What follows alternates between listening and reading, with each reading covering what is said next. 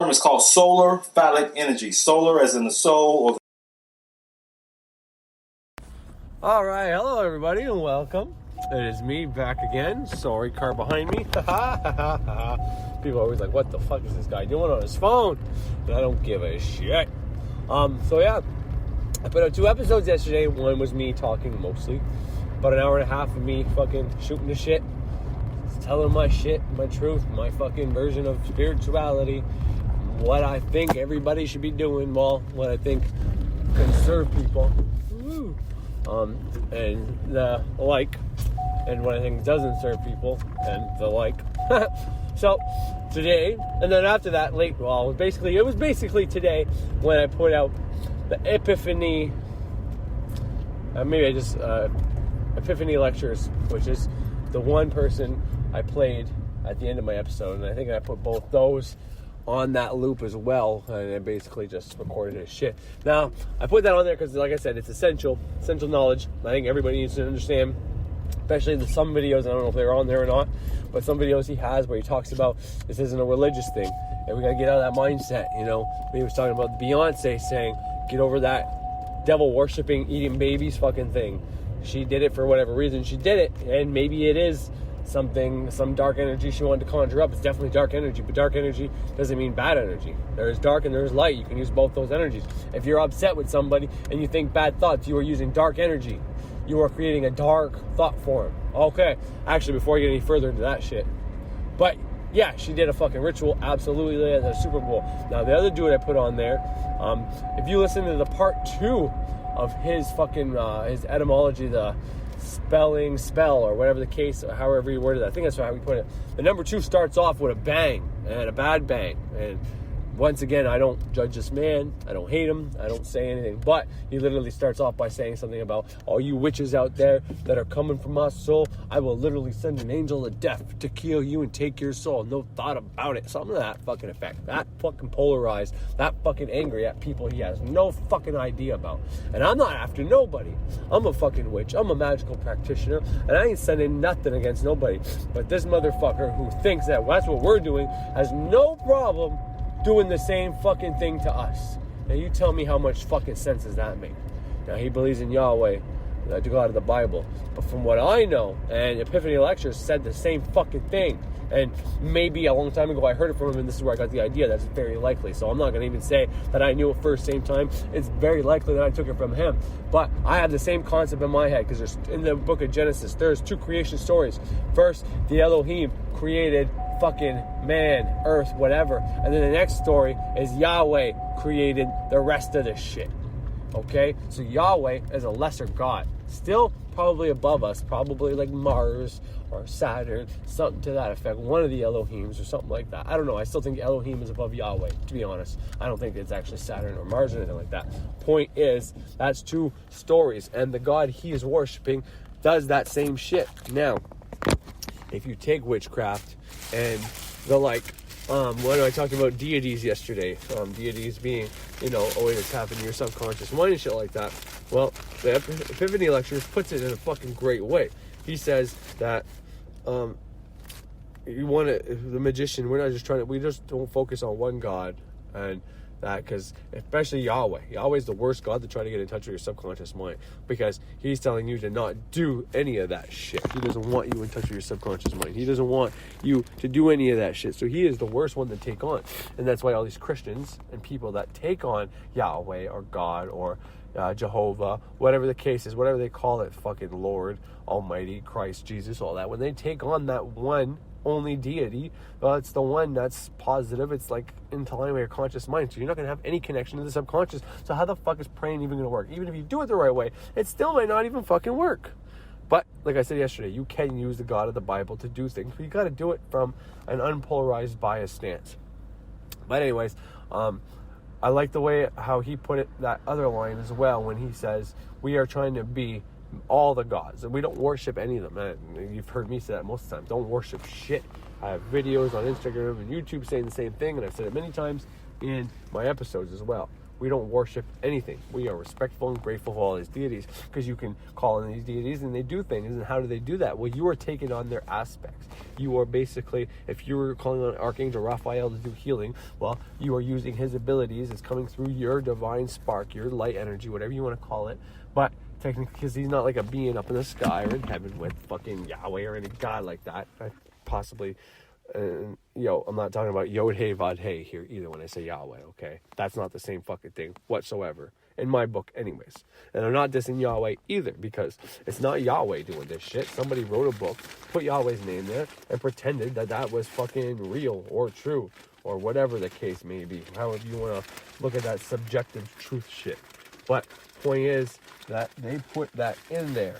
They put Yahweh in there, and they're still adding to his consciousness, to that servitor thought form egregore, actually, because it's a pretty big one. Most people I mean, I'm not saying most of the population believes in Yahweh, but I'm saying that the majority, if you had to pick a religion, that's the biggest one. You know, he has the most people giving him fucking thought forms, kind of like Zeus and the Titan movies, like Buddy was saying.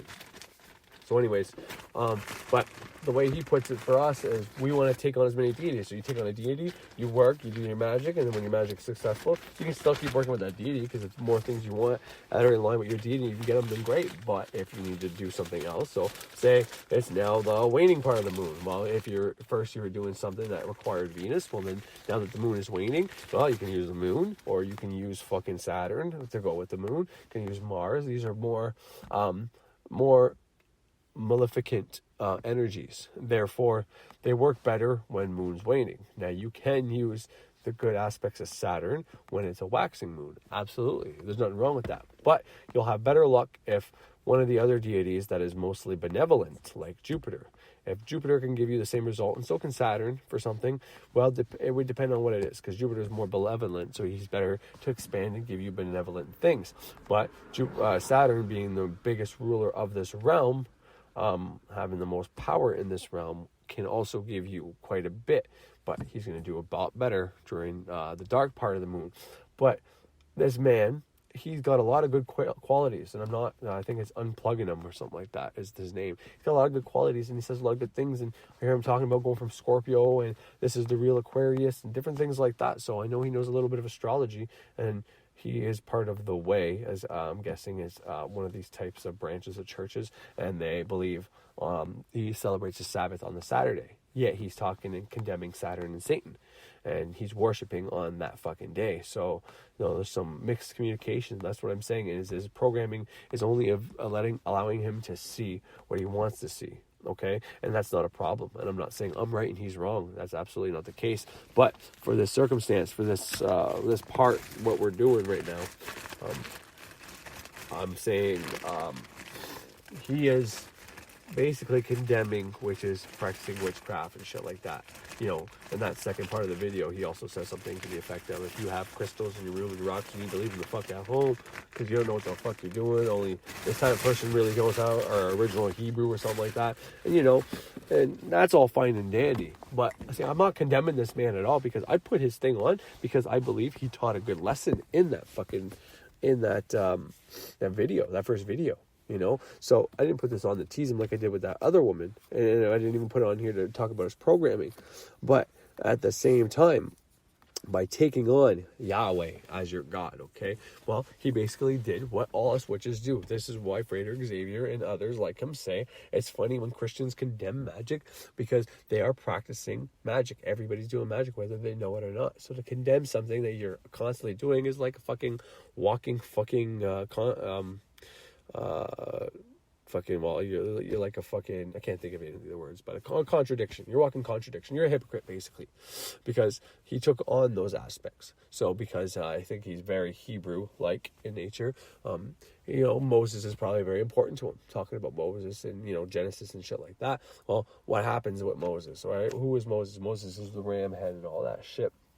Moses is, when Moses was fucking trying to get the Pharaoh to change his mind, there's a lot of shit he did, but by far, probably, most people would agree, and this is not obviously actual events, okay, all this shit is fucking allegories and shit like that. Hopefully that got through by playing Epiphany lectures, but everything is allegories, but the one story I would say would be far worse. Okay, Moses killed a man. Everybody knows that, but Moses also put blood over all the Hebrews and the slaves' doors, so that the angel of death, when Yahweh came and sent it, killed all the fucking babies, all the children of all the pharaohs. I don't know if it was boys. I think it was all boys, but it might have been just children in general, but I don't know. So the same thing, the infanticide that the Pharaoh did to his people because they were becoming too many people, Moses' God did that back to him. Two wrongs don't make a fucking right. You telling me that's a fucking God? That ain't no fucking God doing that. It's okay to save your people, but you kill all the other people. That's not how this shit should go. I don't think everything is all love and light all the time or anything like that. But any God that does that, okay, that's not a God. But once again, I'm not knocking down Yahweh because someone created that story to teach us something. And it's maybe that's part of the lesson, is that if someone's teaching you that a God will do this, then you should have the discernment to know that that ain't a real God. And not only that, I just told you, if you watch the second part of the Spelling Spell, you will literally hear him say, for all the witches out there that are coming for my fucking soul, I will send the angel of death after you, no doubt about it. Something to that effect. And what did I just say? Moses actually did that. Well, Moses didn't do that. Yahweh told him to give the Pharaoh a warning, and that would happen. And then the Pharaoh didn't, didn't do what he asked, then it fucking... That's what happened. And what that God is all-knowing, all-powerful, but yet couldn't see the fact that was going to make him even more mad and make it even harder for the suffering. Oh, no. Well, obviously it had to get really bad before it can get better. But still, to kill all those people, that's not something God would do. But the point I'm trying to say is he took on Yahweh as his God. Okay, this man, he took on Yahweh as his subconscious mind. Okay, and within that book, okay, that grimoire that they are using, the Old Testament is a grimoire, the Bible is a grimoire. Okay, well, if you believe in that and you've actually read it, well, then every story in there, you are taking on those concepts. Everything that Yahweh, if that's your deity that you pick, everything that Yahweh did in there, now you are taking on those aspects. Now, I'm not saying this man can actually send an angel of death after us, but he could goddamn probably curse us and do some pretty bad shit. And who knows, if he really believes that, there might be a possibility that in his reality something bad could happen to some person that he really hates. And that's something I wouldn't wish on anybody, because that's a hard fucking thing to go through if you create circumstances for someone to die or get very seriously injured. But what I'm saying is, because he took on that deity, now he is acting like that deity. Okay, so by saying that, because in the book of Genesis, the God can be very angry, very jealous, but there are times where that God is very nice and does some nice things, not very much. And just like this man, this is why I said, I put on his channel, he did a lot of good research, and he can be very kind and say some nice things, and, some things that actually make sense. And then when he gets gone to a polarizing topic, like about witchcraft, he just fucking goes off the deep end, taking on those very aspects that you find in the book of Genesis. But like I said, the book of Genesis probably is an allegory. But if you were going to take it real, you should at least look at the fact that there's two creation stories for a reason. Because the first creation story is the fucking creator of all. Okay, maybe it's the Elohim, or maybe it's something even bigger than Elohim, the 7 fucking lights, the fucking 7 planets, okay? Anyways, that's the first thing I wanted to mention. But then the next thing I wanted to mention is I want to make a fucking, I said 7 vowels. This is 7 vowels a few times, and there's 5, maybe 6, okay? But if you go by the sounds the vowel make, there's 7. If you were to add like the letters like J or H, that can maybe sometimes silent, okay? Because if you take the Y completely out, or use the Y, because the Y can make 2 sounds, okay? As in when there's an H in front of it, like W-H-Y, that actually makes the sound of that letter, kind of like I, okay?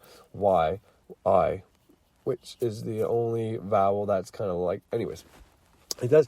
I keep saying 7, but that's a mistake. So I wanted to correct that, because there is only technically 6, but really only 5 in our language.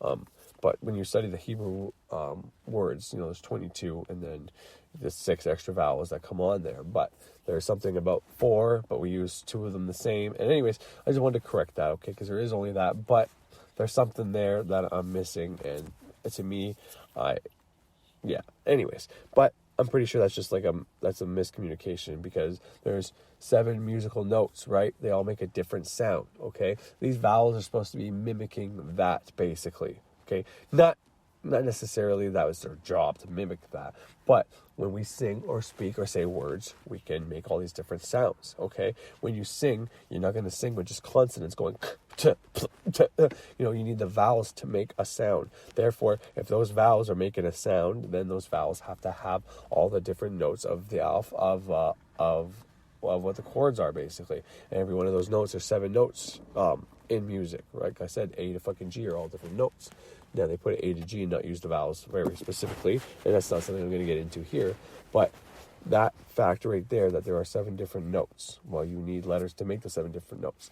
But because of our use of, so yeah, all I was trying to say was that, between different uses of the vowels, you get different sounds. 2 E's together is not the same as an E and O together, and coincide, E-O-I. So there's definitely 7 sounds, and, after that, it's the same. Technically, they classify it as the same sound, like when it comes to music notes, but just higher or lower. That's where you get your minors, majors, and your different, stuff like that. So, but I wanted to correct that, and there's something else I wanted to correct. What was it? Oh, I told everybody to get in a good habit of banishing any thought forms, servitors, and now I didn't say egregores. I'm glad I didn't say egregores, because I don't think you probably can't do it with servitors either, because I said whenever those people with the bad energy who created bad thought forms die, their fears and thought forms are going to die, and that's still true, but only the ones that they did probably by accident, or the ones that used them personally as energy. And I have a feeling that there are some people that did that using their own energy, which is something you shouldn't do, because just seeing your thought form or interacting with them can feed them. Don't have to actually use your blood or anything like that. But I wanted to just clarify and say, it doesn't mean that big egregores like Yahweh is going to die, but for the most part, it could. It definitely could, and you know what? I think part of this age of Aquarius, with the whole pouring Jesus out, the water out, which Jesus, the fish, Pisces fish, whatever there, pouring Jesus out. And when I say that, I mean no disrespect to Jupiter being the water version and our protector, our savior, benevolent king, shit like that. Sometimes people like to think that, the sun is huge for Jesus being the son of God and all that, so just because it's sun. But Jesus also can be represented by Jupiter too, sometimes being that, Pisces fish and all that. Jupiter likes being the sign of Pisces and all that. But anyway, right now we're in Aquarius, and Aquarius is ruled by Saturn last time I checked. Because it's exalted in Venus. So, yeah, Saturn is an air sign, even though it rules this realm. Venus is Earth sign, but she doesn't technically rule our realm, even though she's Earth. So, calling Earth was just probably on purpose, fuck up. But Saturn is the ruler, and Saturn, some people, you might be thinking that Yahweh is Saturn, and I don't think that at all. I don't think Saturn is Yahweh. Now, I said you can use the God of the Bible as as a deity and use it to banish things, things that you don't like, and if you use it in the same context as the Bible has been using it. But for the most part, like I said, kind of like with Moses, it's more of a fire sign. But absolutely, it does have some tendency to look like Saturn. And it doesn't mean it's Saturn that makes it Saturn, because understand that these energies, Saturn, all the planets, okay? They're planets, they're above us, they're below us, they're within us, they're without us, okay? That's absolutely true, and you can use that and all that. And if you have something like the God of the Bible and, Saturday being the Jewish fucking Sabbath and all that, and you say, well, they worship Saturn, so obviously that's got to be Saturn. Well, there's aspects of that being Saturn, but it doesn't make it Saturn, because Saturn is his own thing, it's his own entity. This is what I was trying to get at, I guess, in the beginning of the video that I didn't really probably do right, or in my last video when I was talking, because I said all entities are man-made, and that even goes for the planets to a certain extent, but it's the planets, when I say by man-made, it's the personifications we added to those guys. So Saturn can be considered Satan, but Satan isn't Saturn, is what I'm trying to say, okay? Saturn is that planet in the sky. It is our root chakra energy, or at least for me, I find it is. Some people might say it's Mars, but I say it's Saturn. Because the bottom of the fucking Kabbalistic tree of life, it's Earth, but it's Saturn. So that's just why I say our root is Saturn. Because you wouldn't put them at the top of your head. There's just no fucking way. But anyway, so where else would you put it? First, fear-based media state that you have to get into, your shadow work that you have to do to fucking get to enlightenment. That's why it's the first fucking stage. But anyway, so Saturn isn't the devil. Just like Mars isn't the devil, and Saturn isn't Satan, and Venus isn't Lucifer. But if you say or use Lucifer, then you might be calling on some aspects of Venus. And if you use the devil, you might be calling on some aspects of Mars. Most likely all the bad aspects of Mars. That's why you should use Mars, and you should use it for its good and bad. And use its bad things to banish your bad things, and use its good things to bring in good things, whatever the case is. This is the polarity that you're supposed to use. This is why you got to be depolarized, so you don't get caught in this stupid traffic and shit like that. Once again, I'm going to quote it again. It's in the last video, but when Epiphany Lecture said, you know, Beyonce, she definitely did do a ritual there, and whether she knocked to the lights, whatever, blah, blah, blah, blah, blah. But get over all that Satan-worshipping, eating babies bullshit, okay? Even if they are doing it, you can't prove it. And I highly doubt anybody fucking does that. But point is, she did a ritual for something else, probably for her popularity. She got a hell of a lot more popular after that point.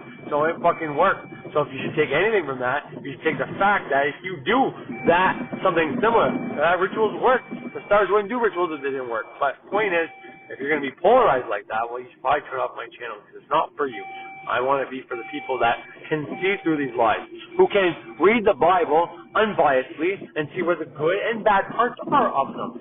And likewise, do that with witchcraft and ceremonial magic and all the other traditions, Buddhism, Judaism. Every one of these fucking religions has a good part and a bad part. Just like us as people, we have a good part and a bad part. But Yahweh won't die just because everybody who created him died. Because the people who created Yahweh of the Bible have probably long been gone and died. But if they were smart magicians, sorcerers, whatever you want to call it, witches, okay, because that's exactly what they were, 100%. And if they did it by accident, well then so be it. But I'm telling you right now, it wasn't done by accident. Even if it was done by accident, it wasn't done by accident. You know what I mean? An entity, something told them to do it. There's a reason for that being done. And I'm not saying that's some evil conspiracy shit either. It was done because maybe we had to fall this low down into density so we could climb our way back up. Maybe it was just too easy in the beginning. I mean, if you were to take the Bible story literally, and Adam and Eve were just fucking not happy or sad, not good or bad, not satisfied or unsatisfied, they just were. You know, they were just in the Garden of Eve just doing nothing.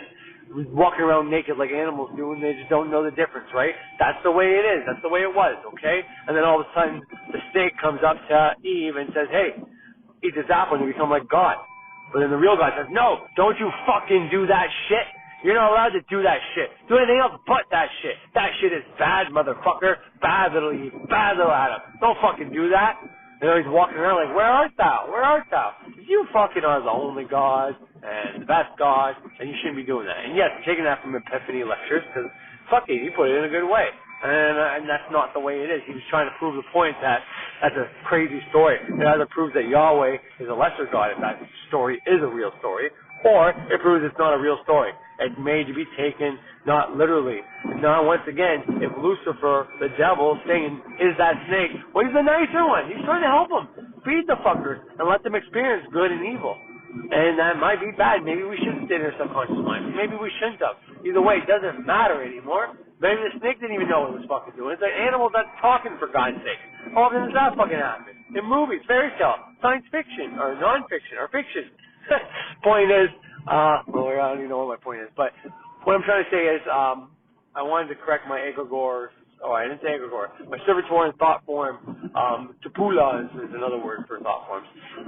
Because I want you to get rid of any thought forms you may have created by banishing away your thoughts, like Greater Xavier and the book of all the great work self-transformation teaches you how to do it. The negative thought, I banish it, reject it, deny that fucking thought. Also, you want to add something to that, make it a little more potent, add a specific thought to that, like the opposite of that thought, which there is no opposites, but you know what I mean. So if you're banishing away, like, your daughter's, you think your daughter's going to wake up for some reason, or your daughter's come down with a cold, okay? I banish those thoughts from my head. As soon as you get that thought in your head, like, oh, I think my daughter's getting sick. Oh, no. I fucking banished that thought in my head. And in fact, I accept and I'm grateful for the thought that, and the reality that she slept all night, woke up at 7 a.m. in the morning, next morning, on Tuesday, whatever day, and she was healthier than she was the day before. I will be, so mote it be, insert your name here, and harm-free if you so choose it.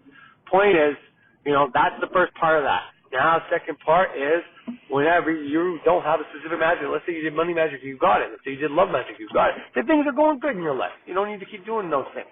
And you don't really know what to do, so you're just doing your banishings or whatever. Well, then, get in the habit of fucking saying or doing rituals or maybe even making fucking sigils for banishing any thought forms you made out of fear when you didn't know that's what you were fucking doing, is what I'm trying to say. Because odds are you did it. Everybody does it. I still do it to this day, and I know better. You still do it to this day, you know better. Because I'm telling you, and everybody else has told you.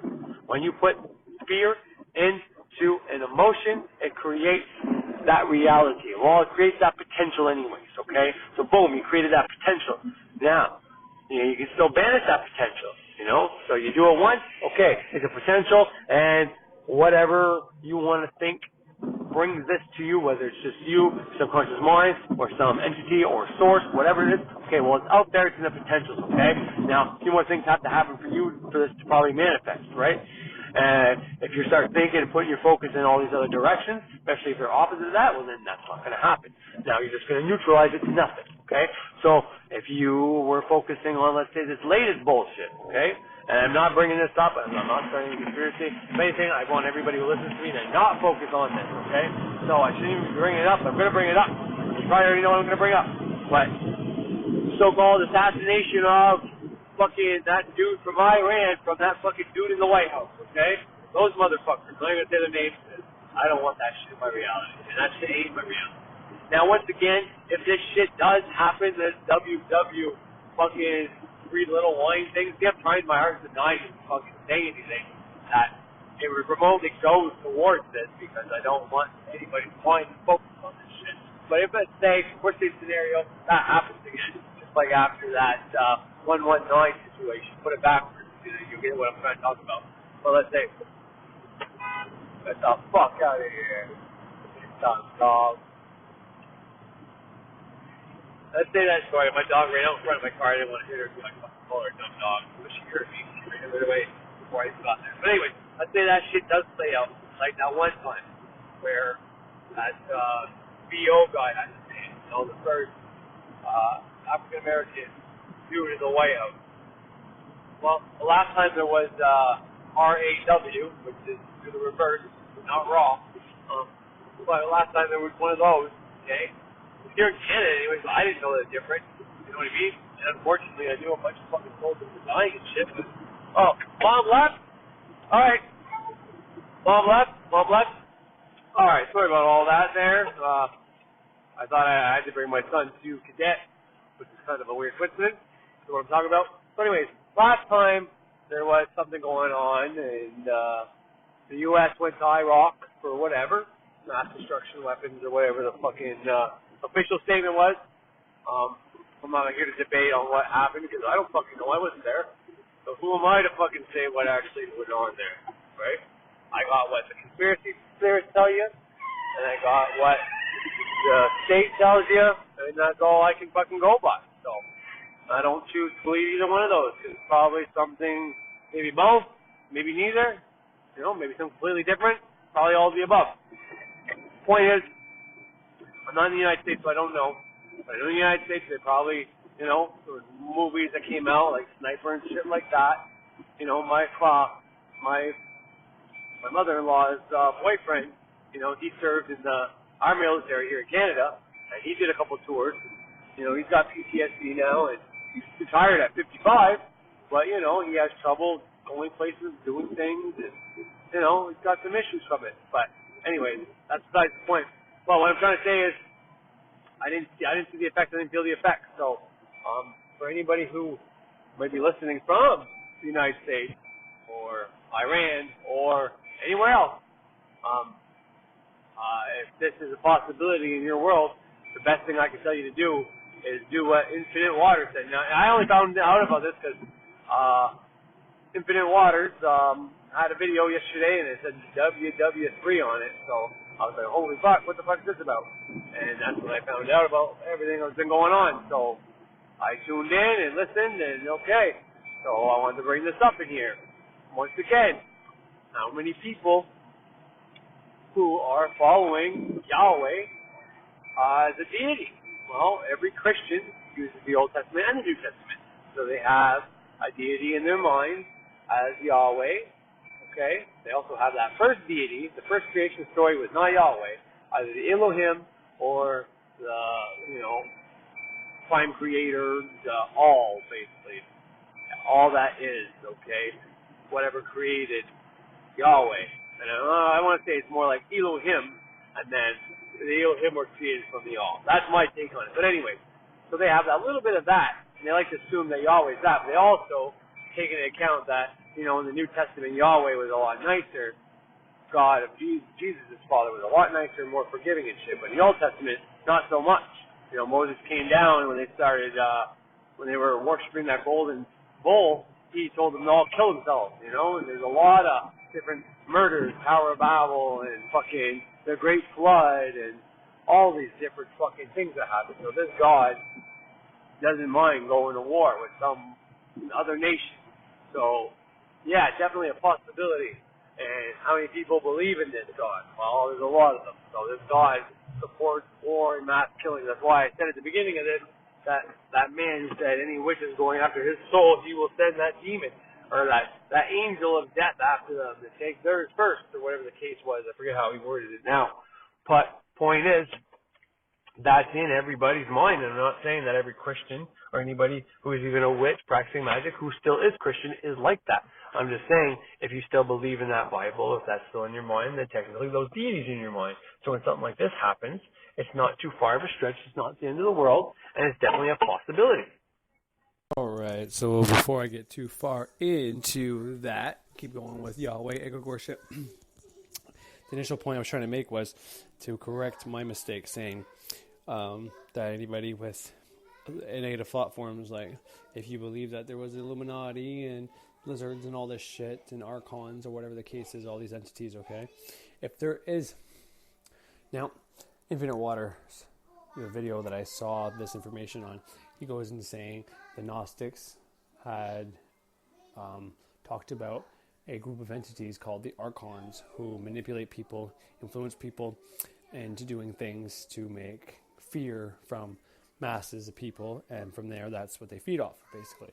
And if you watch Mind and Magic and even Birch and anybody else, they'll tell you that negative energy likes negative energy, basically. And the more negative energy you have, the more they'll be around you. And if you switch that polarity to love, you can banish them without any white sage, if you're still using that, or salt or water or any other things. You can banish those entities with just using love. But also those other things to neutralize them. But flipping that polarity is, even more potent than the sage. If they don't like the smell, they'll leave. But for the most part, I think sage actually brings entities to you. It does both. Some entities don't like the smell and they'll leave. And for the most part, I think it's actually used by some tribes to bring entities, because it's smoke, right? Smoke is what spirits like. But anyways, the point was that these entities, I was talking about the people that made them were magicians.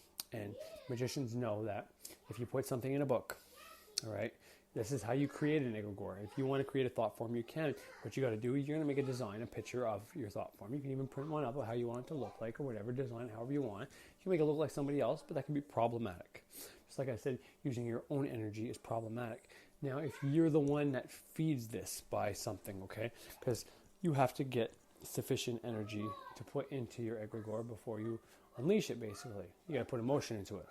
But you use the microcosmic orbit or middle pillar to have etheric energy, and you need to do these exercises so you have, the more, like I said before, when you're trying to manifest anything, the more you do your neophyte rituals, your earth grey rituals, the next one, the Zelter, or it's not Zelter, but the next one's Zelter. I can't think of the name. It's the one I'm on, but I haven't been, keep going. But the more you do your daily rituals, the more powerful you are. And it's because every single day you're calling in this extra etheric spiritual energy into your body, basically. And that's why, like I said, at the end of the last year, I took up the practice of actually doing the microcosmic orbit every single day, and almost in the place. And I still drink coffee from time to time, but I was using that and it was giving me energy, extra energy. So everything runs on energy, whether it's fear energy or love energy, but it's a polarity. Now, if you're trying to be new, if you're trying to be middle pillar, if you're trying to be neutral, if you're trying to be depolarized, well, here's the thing: you don't have positive or negative energy to get you to do things. Okay, you ever get super mad at somebody, and feel all that emotion? You can't even sit down. You're up and down. You're all over the place. Or you got so much love energy. You're so in the moment, and you're laying there looking at, your significant other. The moment you realize you love them, and all you want to do is hold them, and you want to keep talking or listen or whatever the case is.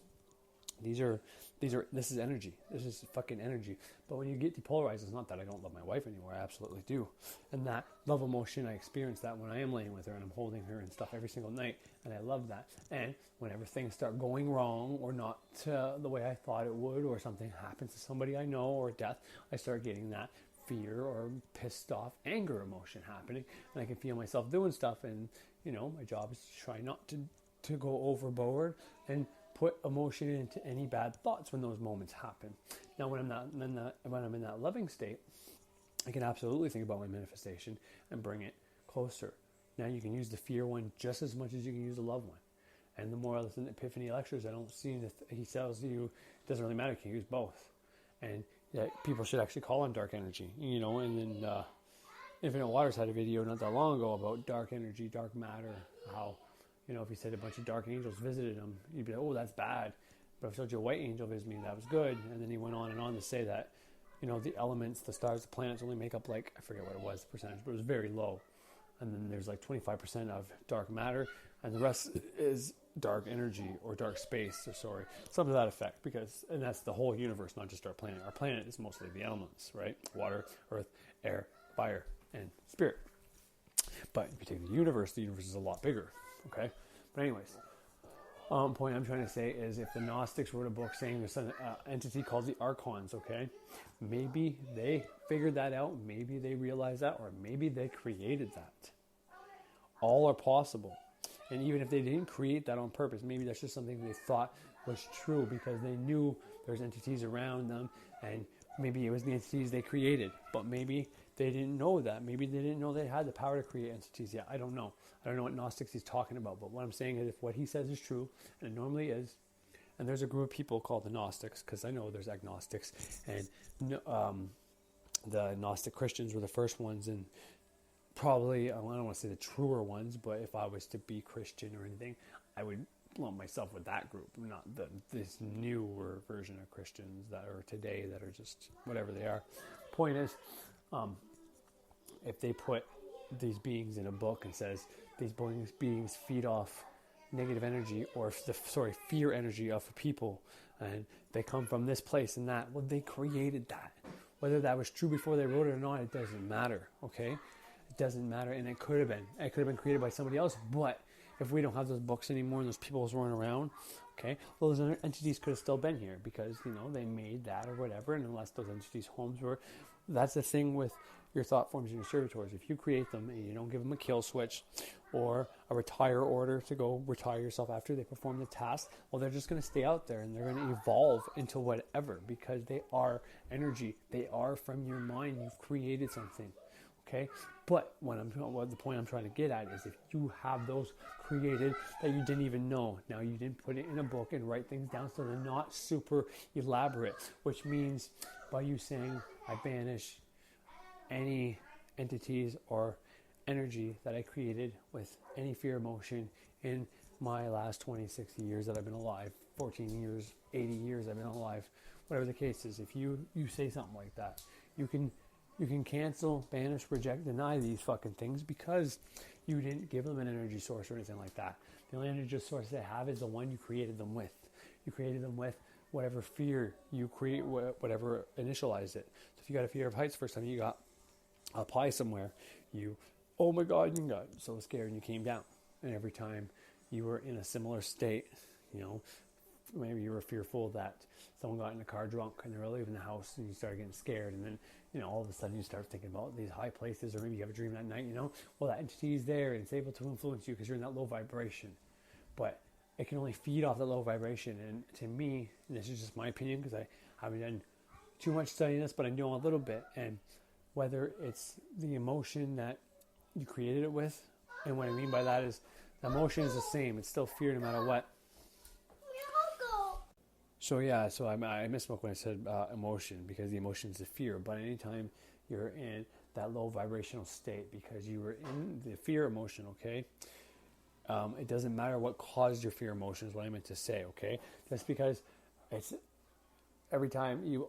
I assume that if you create a thought form by accident, it means every time, if it was a fear of heights or a fear of spiders, and every time you see that spider, that's when you'd be feeding that entity that you created by accident. That's when you'd be feeding it. Therefore, if you went a while without it, then it could potentially die, starve, whatever, because if they don't have their... And it's not feeding it as in food, because they don't live off food, they live off energy. Same with us. Now, we adopted this thing that we need to eat and stuff like that, because we do need to eat certain things, but not the way we eat in today's age. We're eating to fucking die and not eating to live.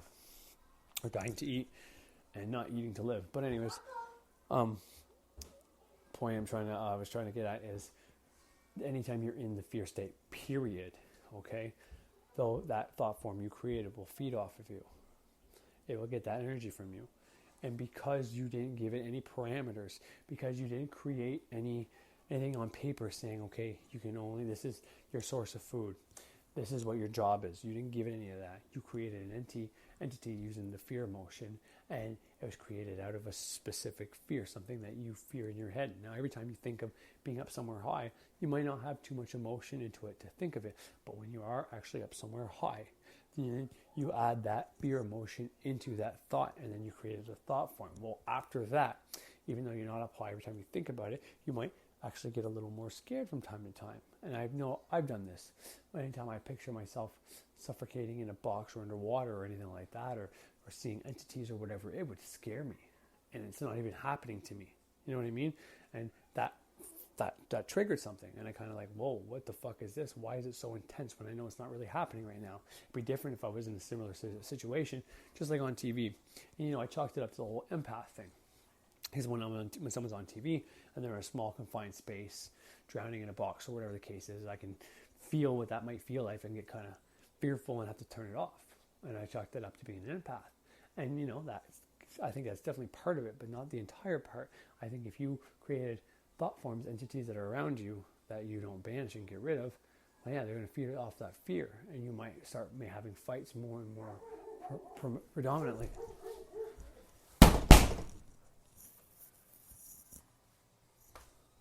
Like when me and my wife started fighting after not fighting for like 5 years, they started coming more and more and more frequent. And then in this last little bit, like I've been reporting, it was like every fucking Sunday on the Sunday. By me saying that we fight every Sunday, maybe I added something to that programming, I don't know. But what I'm trying to hear is because you didn't do the checklist of things you have to do when you create a thought form or servitor, that just because you weren't feeding it whatever it was that created it, basically, like the fear of heights. It doesn't matter. Anytime you're in a fear state, you're feeding it. And that's kind of what people mean by they say they can transform and go on their own and do their own thing. And they're going to evolve, kind of like us.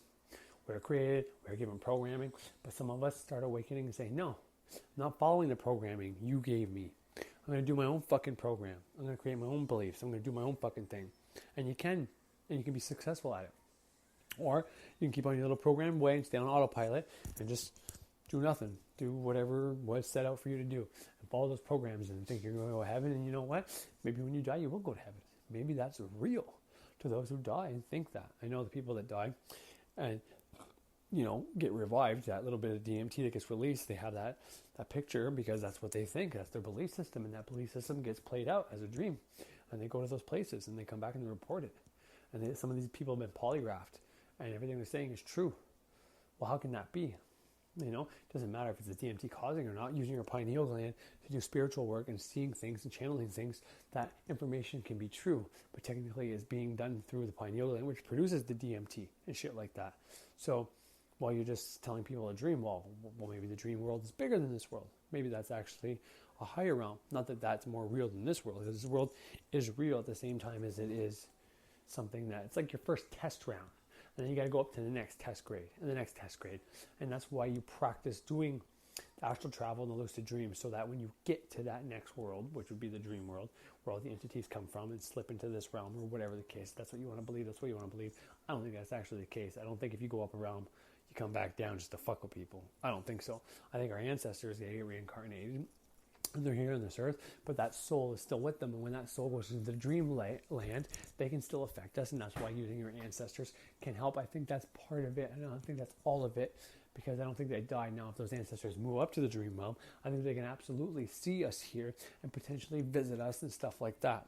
So I think that's where, like Halloween, Samhain, Samhain comes into play.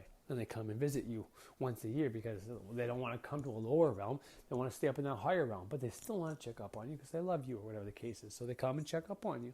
And, the thing is, if you don't do what you're supposed to do, they get pissed off at you and they do shit to you. But that could be a life lesson. The only way they can contact you and probably make you wake up, maybe, because they can't talk to you, they can't affect you directly. So yeah, maybe they make some shit weird and you think, ooh, there's something going on, and maybe you look into it and you figure out, you find this old spirituality that talks about your ancestors coming back, and if you don't give them a plate of food, they fuck with you, and then you realize, oh my god, my ancestors are communicating with me. It had nothing to do with any scary bullshit. Maybe that's what it is. But once again, we can't prove any of this shit, so it doesn't really matter. What matters is, I truly believe that whether I'm right or wrong about the thought form thing, you have nothing to lose. Because if you created thought forms, and if we can create thought forms, because there's lots of people out there that tell you they created them and they're successful now. And they'll say, that's what I did. Why would they lie about it? Especially in today's age, when you can write a book about how you became successful and sell 1 million copies and become even more successful. Why would they create a lie about making servitors egregores thought forms and risk the public humiliation and everything else that comes along with that? Why would they risk all that? So they're going to choose public humiliation versus getting more money? Obviously not. They're doing it because they actually want to help people, because these people are legit. They're weird, right? We already know what weird means, right? Those weird fuckers. Yeah, no. I'm going to go buy the book from the guy who sold millions. Yeah, we're going to do this complicated ass fucking way, and it's going to be a pyramid scheme, which is a funny term, and you can probably get successful, and if you're willing to put in a lot of hours, you can do it. And I'm not saying that's wrong or right. I'm just saying it is what it is. There's many ways to get successful. Some are right, some are wrong, and some are wrong ways to do right things, some are right ways to do wrong things. But if you don't program your thought forms to be specific things, you really got to guard the gates of your mind, and you got to stop doing that. And when it comes to this new Iran war, Trump shit, bullshit, with all this new craziness, where attention goes, energy flows. What you focus on persists. What you give emotion to enhances and becomes real to a certain extent. So, everybody talking about World War fucking 3, World War fucking 3, this bullshit, that bullshit. Don't let that in your reality. Unless you're going to trump it. I didn't even mean to do that. And I'm not saying trump it. Well, I guess Trump, drop a nuke on it, destroy it, get rid of it, and fucking banish it. That's what I kind of mean by trumpet, I guess. And I don't mean like playing the trumpet. I mean, do like a Donald Trump and drop the bomb on it and banish that bitch, so those bombs can't be dropped in real life. You drop a spiritual fucking meditation, visualization, ritual bomb on that fucking whole war idea. Boom! Gandhi. Not going to happen, because I don't want anybody's kids to die, whether they're good guys or the bad guys. Because to me, there is no good or bad guys. There's just a bunch of guys and girls, and they're all innocent, and none of them should die. Oh yeah, I don't think anybody's kids should have to suffer or die or be in any, from what I know, and I can only know what the media tells me and the independent media tells me, but, they zeroed in on his location, and I don't even know if anybody else died, but I know as far as, the past goes, when they did stuff like this, it's not quite as accurate as what he did, and that's not to say what he did was good or bad. I don't think killing anybody ever does any good. And once again, I saw this one thing where it showed it only was his hand left with his ruby ring. And that's going to be your identifier for proving that he is dead, which, who the fuck knows? And I'm not even going to get into that side of that whole argument, because I can go for days on both sides of how it's good, how it's bad, and how the bad side is good, and how the good side is bad. And I'm not going to get anywhere. And all of it's just going to be subjective conjecture and hypothesis and opinions and, all just bullshit that I can't prove. So what's the point?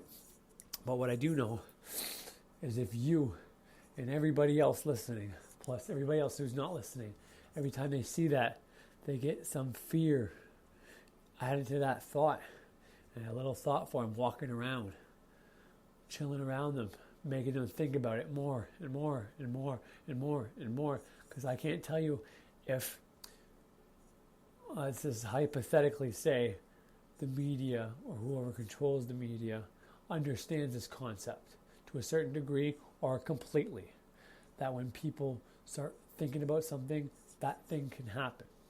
So they find a way to fine-tune that and fine-tune whatever it is around you that makes you focus on it more. Whether they know it's a thought form or not, my guess would be if they know it, they know it. You know, if they know by what they do, they fucking know it. Because, like, how they continuously hammer it out and don't care if they say the same thing over and over again and literally do it on purpose and then literally do things just to get your attention, whether it's demeaning or bad for ratings, which is always good for ratings and shit like that. Like, it's unbelievable. It's believable, but it's unbelievable. Point is, let's say they have a way to control the little thought forms that you create. Let's say they have a way to get you to think about it more, which is basically put it on the radio, put it on the media, put it on your news, on your phones, on everything. And like I said earlier, just because you created that thought form by thinking about the war, it doesn't matter if you're thinking about the war or not. If you're in a fear state because your kid didn't come home one time, you haven't heard from them, or you lost your job, or you thought you're pregnant, you're not, or you got dumped, or you can't make your next mortgage and you already got 3 warnings you're going to lose, or you're on trial, whatever the case is, if you created that egregore, that thought form, okay, you created that thought form, and then now every time you're in fear, you're feeding it. And it's going to probably either make you continuously feed it through other fears, or that fear, and that I don't know. The point is, the more you feed it, if these things were all created with the same thing or not, I don't know if that can turn into some big, massive egregore. I don't know. But with all the bad energy on this planet and good energy on the planet and what everybody's trying to do and trick people into things and over again, it wouldn't surprise me if this is a possibility. Because obviously everything's a possibility. If I just said it, I just created a possibility. No, I didn't, because I didn't put emotion into it. I'm completely emotionless right now. But because when I talk about this shit, I gotta be. I can't put emotion in any of this crap. And I'm only doing it as a warning. And I'm never going to get to it again. I'm not even going to boycott this fucking, unless, you know, really bad things happen and I want people to collectively do like a spell or a sigil or something. But for the most part, I think everybody should do their own thing. For if they don't want this to happen, then fucking focus on it. Be free from focus on it. And make sure you write it like that. I don't believe in the World War III. No, it's not going to work. It's going to turn into, I believe in World War III. So please don't fucking write don'ts, or I'm without, because without doesn't count either. You have to use banish, deny, reject. I reject, banish, or deny will work. Or I am free from thoughts of World War III. And it rhymes. So mote it be, I'm free. And you don't even have to do that, because you don't have to use a free twice, right? You can write, I banish any thoughts of World War III. I will thee, harm free, so mote it be. Boom. 4 fucking lines, like a chorus, and it rhymes. That's more powerful. You sing that with some notes, and you put some feeling into that over and over again. You know, and if you can't feel happy thinking about that, then think about something that does make you happy. But say those words. Or think about the thing that makes you happy. Once you get in that state, then say those words. Or do those postures. Do the power postures. Look up power postures, TED Talk. You're going to see this girl called, I think it's Amy something.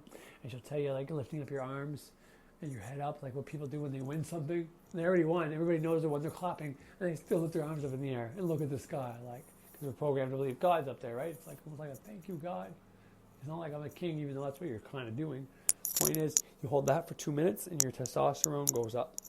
You know what I mean? And, you know, and I'm not saying for a woman it's going to make you have a mustache or anything like that, but what? Testosterone gives you confidence. It makes you kind of happy. It imitates that. Unless you're about to get into a fight, then testosterone goes the opposite way. But point is, check out that TED Talk, power positions and shit like that. It was on the David Snyder videos I played for you. Hopefully you caught it. You might not have caught it there if you were gone to the bathroom while I was playing, whatever the case is, but it's a good way to do it. And And there's older books talking about the same thing from Mexican traditions and shit like that. I can't think of the name off the top of my head now there, but yeah, there's a whole bunch of them that teach you how to do different postures. This is kind of one of the things that yoga focuses on. When you add certain postures, specific breathing techniques, you got like hypnotic state with a whole pure happiness state. So if you can get that visualization in there, then you're done the magic. That's all the magic you need. The right breathing with the right fucking posture that creates a happy feeling in you with the fucking visualization in your head as if it's already happened. Bam! Magic. Done. And you don't need to do a circle or nothing because you didn't call on anything. You're not going to the ethereal realm. You need a circle when you're picturing yourself into fucking space, into that black, dark energy because you don't know what's there. You can't see what's there yet. You know what I mean? You need that circle for that. And you need the archangels there for that. That's why we do this. That's the point of that. But anyways, and watch out because the New Age stuff, I love it. I fucking love it. I love Higher Self. And I was watching it the other day, and it's how the one girl was talking about how the Earth splits, and she goes to this other guy's site where he's watching the magnetosphere and how it opens up and things come through it. And it was the same day that the Trump thing happened, in the 4th or the 3rd, whatever day it was. I think it was anyways. It might have been the 5th. But anyways, and she was showing how there's a war going on in space, as above, so below. And she's got a point. I mean, it's hard to fight with that, right? If there's war going on down here, then obviously there's a war going somewhere else too, right? If everything down here happens up there, well, yeah, then I can't argue with that because I teach as above, so below. So how the fuck can I argue with that? Absolutely not. I can't. But I can't prove it either. So I'm not going to go around talking about it, right? Absolutely not going to go talk about something I can't fucking prove. Now, I give you a lot of opinions on here, but I state that as my opinions. I don't state that as fact. This girl's stating as fact because she channeled some message and her ear got this. And I'm not making fun of her because I get those muscle testing signs too. I do a lot of muscle testing where I do a fake answer and I do a real answer. And if I can break my fingers, I did a video on this anyways. But point is, I'm not dissing her, but when you add that to what's going on, it can make someone's fear go twice as worse. And we don't need a bunch of fearful thought forms walking around. If there is dark magicians like people think, which I don't believe, but if there is, I mean, I know there's some, but I don't think it's like a big cabal of the music industry, the politicians, and, all the fucking trillionaires that all get together laughing and fucking, eating baby cocktails and shit like that together. And whatever, fucking homosexuals for the men and, whatever else for the women. I don't even know. I'm trying to make something ridiculous. But point is, I don't think it's like that. But let's say there is. Well, then why do you want to go around spreading fear? I don't want to be all love and light either, but you gotta tell people what's the right thing to do. Not just be like, it's time to be a warrior. Like, who the fuck is that going to help? You're scaring people. Do people just run into danger? No, they hide from danger. Unless you tell them that the danger isn't as bad as you think it is. And here's something simple to start off with. And then from there you can get stronger and stronger. And then we could talk about some bigger things you could do to counter this shit. But until then, just simply do this and this is fucking more than enough. Not like, hey, stop talking about the love and light and be a fucking warrior, you pussy. Like, you're just as bad as everybody else. But anyways, I'm not here to make fun of her because she's trying to help in the only way she knows how. And you know what? She might have motivated the right people. So this is what I mean. I go back and forth both sides thinking the bad side's good, the good side's bad. But anyways, that's basically what I wanted to hit on today. I just wanted to talk about that, about the entity, about the YAHWEH, about all that. I got a whole lot more to say about my last video. But my wife's gone right now. My 2 girls are downstairs. The 2 boys are gone as well. So I got to go spend some family time with my 2 little girls.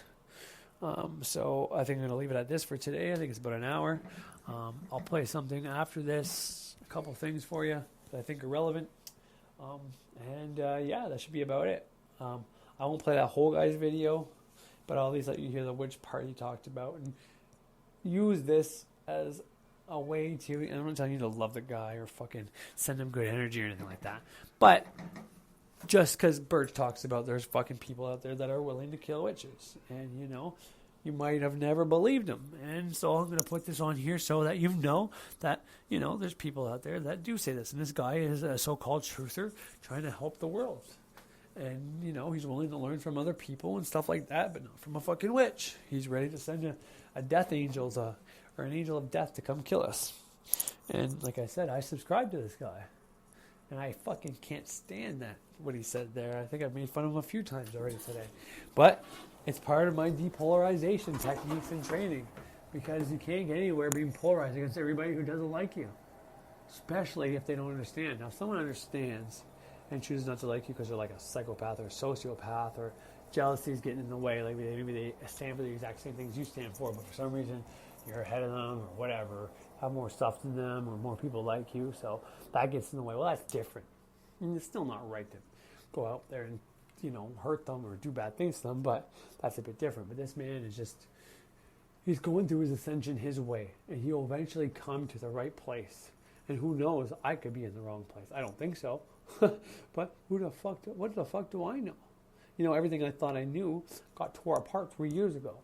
So for me to 3 years later do my own research with the technology we have today and all this crazy news media world we live in, which isn't as crazy as like World War II and World War I were probably going on, and the Holocaust and shit like that's probably way worse than right now. I mean, it's pretty evident that it was.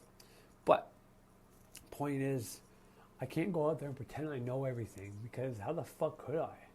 And that's why when someone else is doing that, it's not good for me to just turn around and say, well, no, he's wrong because I'm right. That's not going to do any good.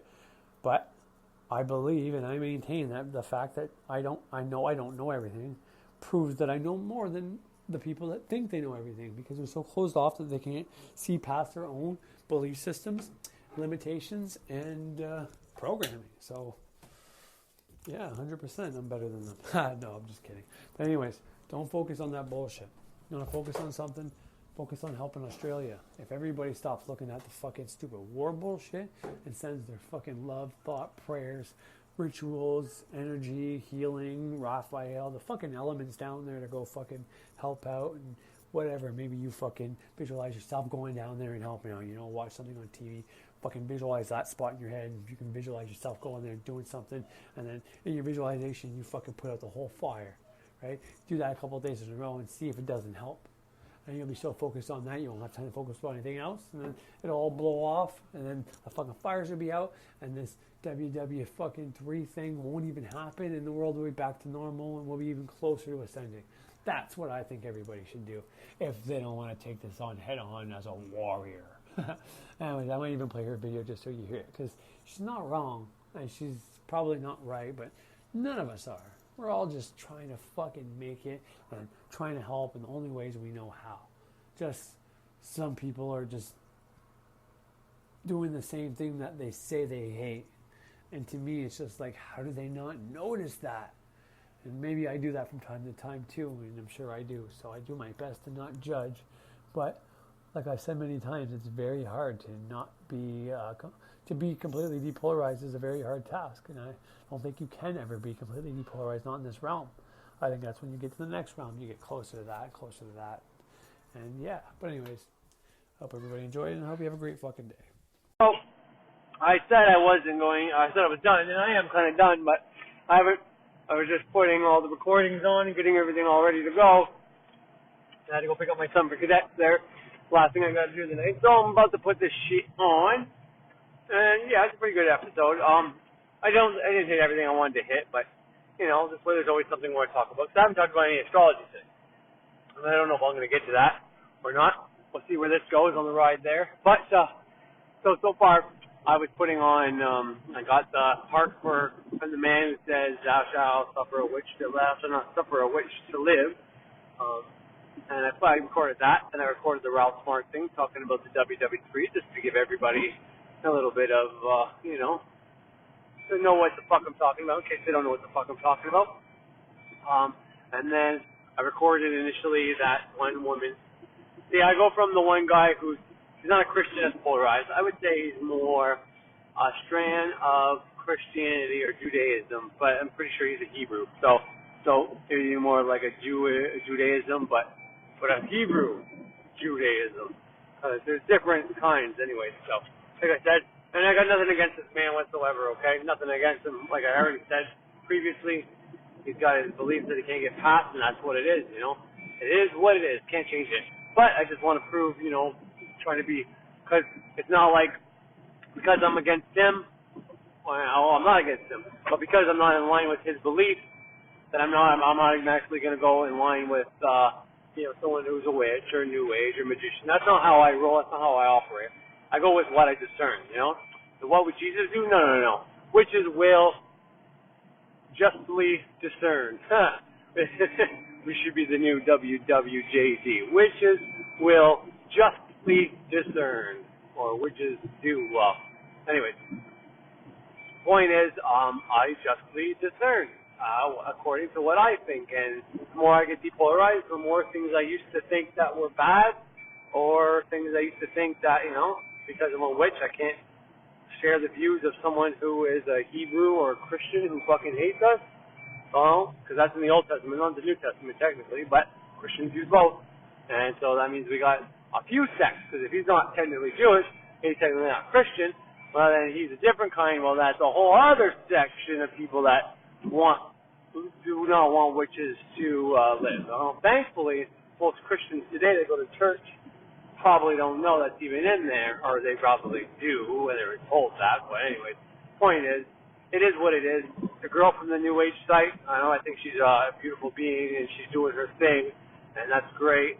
But like I said previously, I think we should offer up better, people that are talking to people should offer up better solutions than just to be vague. It's time to be a warrior, but not say what she wants you to do to be a warrior. So I'm not insulting her or anything like that.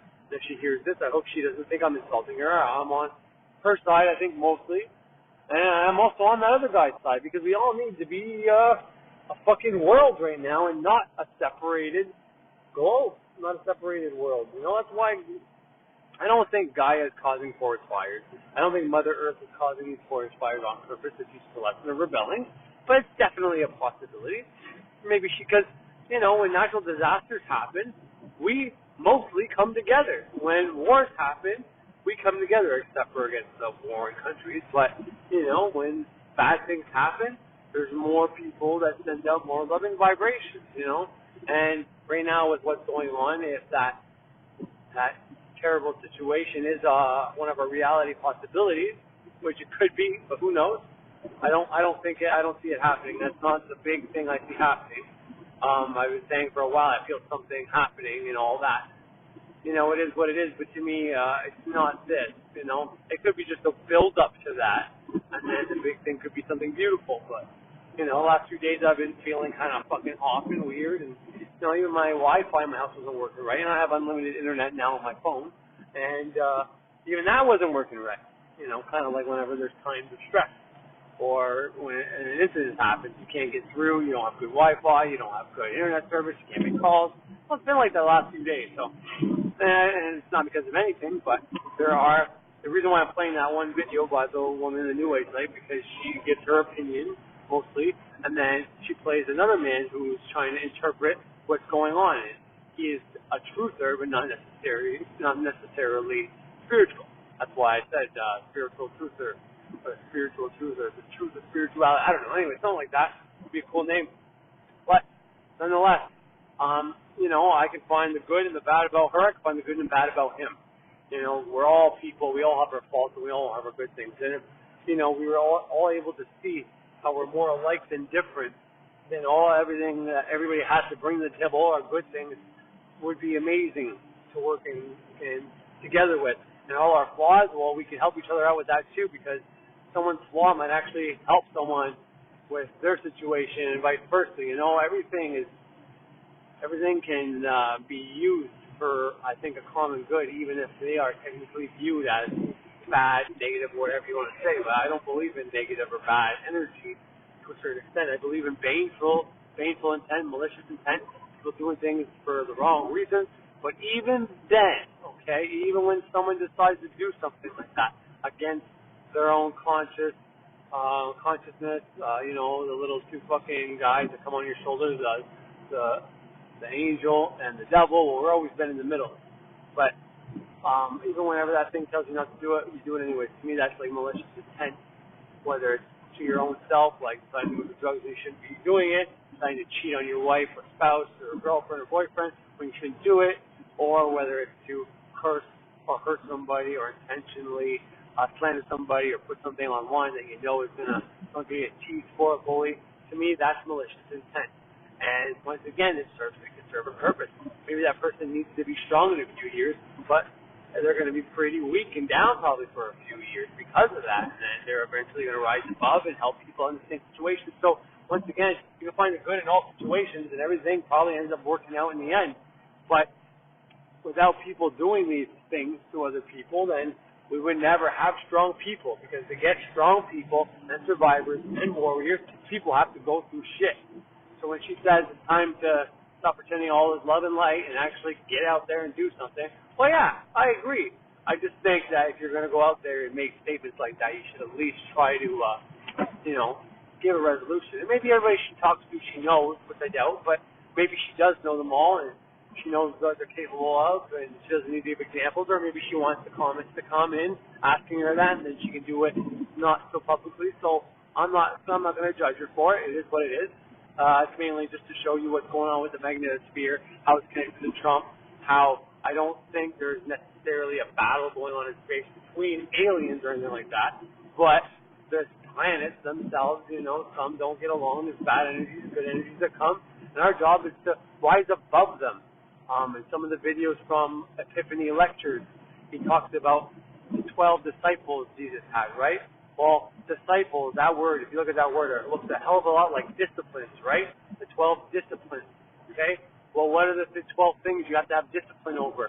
Well, it's the 12 zodiacs, okay? The zodiac signs are great. They're within all of us. We have them all, and some of them we have planets like Saturn and Mars that have more bad than good, and some of those signs will have some good planets in that are more good than bad. But sometimes if you have a good planet in like something like Pisces, well, that can make you an empath. And being an empath is not a bad thing, but you might end up being a fucking whoopee cushion or a pin cushion or, a doormat for somebody who's just taking your energy from you or using you to feel better or whatever the case is, whatever you think empaths are.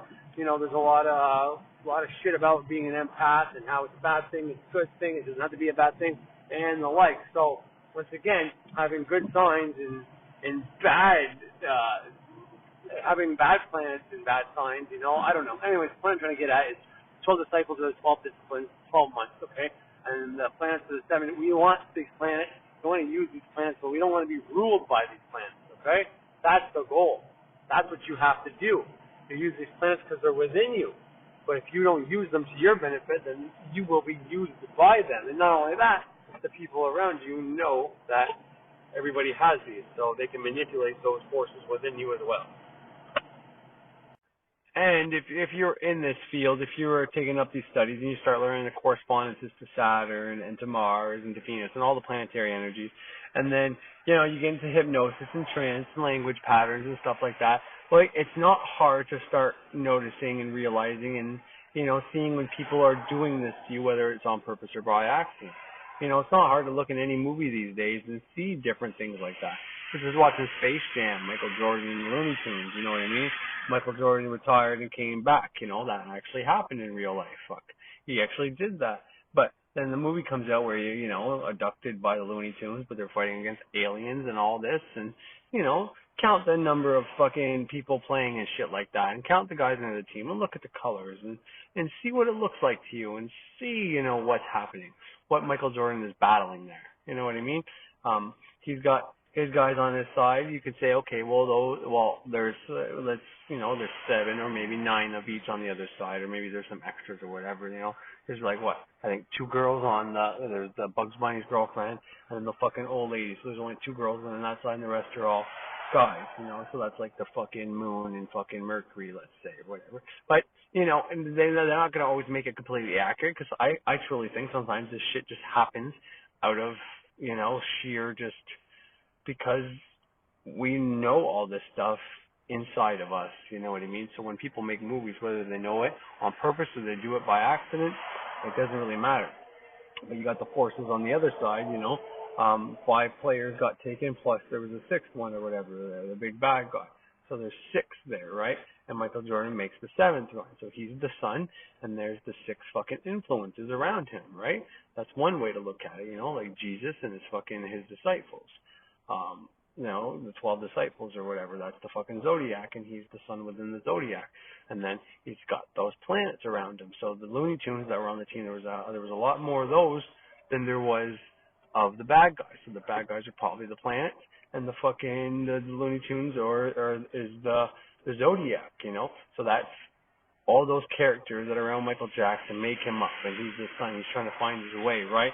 He retired from basketball for whatever reason. He tried baseball. He's in a pretty dark place. You know, he has to go through his dark night of the soul, that first root chakra Saturn bullshit, right? And if someone young listening to this doesn't know what Space Jam is, well, you should look. You can watch it. It's pretty funny. It's not the greatest effects and all that. It's on fucking Netflix. I just watched it. But yeah, so those are that's all the energies within him is the Looney Tune characters. Those are the circle, your birth chart that make you up.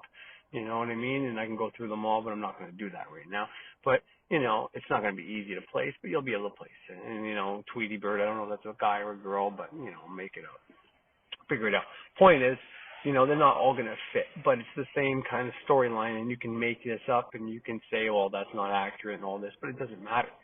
You've got to fight those planetary forces that control him, and they can control the disciples, right? The 12 disciples can be controlled by those 7 energies. So the disciples, you're fucking all the zodiac within your body. That's whether you look at it on a physical level. You look from your feet being fucking, you know, the one foot's Jupiter, the other leg like Saturn or whatever, because, you know, the feet, Pisces, that's what it rules, to the head, which is Aries. So on a physical level, and then you got a spiritual level, and you got a mental level, whichever one's the highest. You could say mental is the highest, but I think spiritual would be higher than mental, but it doesn't really matter how you put that until you start doing Kabbalah and trying to ascend up that way. But once again, you can do everything you've got to do, but within time it's going to take you certain time to do and grasp things, because you can learn everything in one day if you really wanted to. Well, you probably can't, but let's say you could learn as much in one day. You're not going to be able to comprehend and put it into practice all in one day. But the point I'm trying to get at is, with everything and anything, you're going to see the same pattern. So those 12 disciples or disciplines, okay, you have to learn how to control this body. You know, people like to say their body's just a suit you walk around in. Okay, that's fine and dandy, but if you don't take care of this body, you're going to die and reincarnate and not remember what the fuck.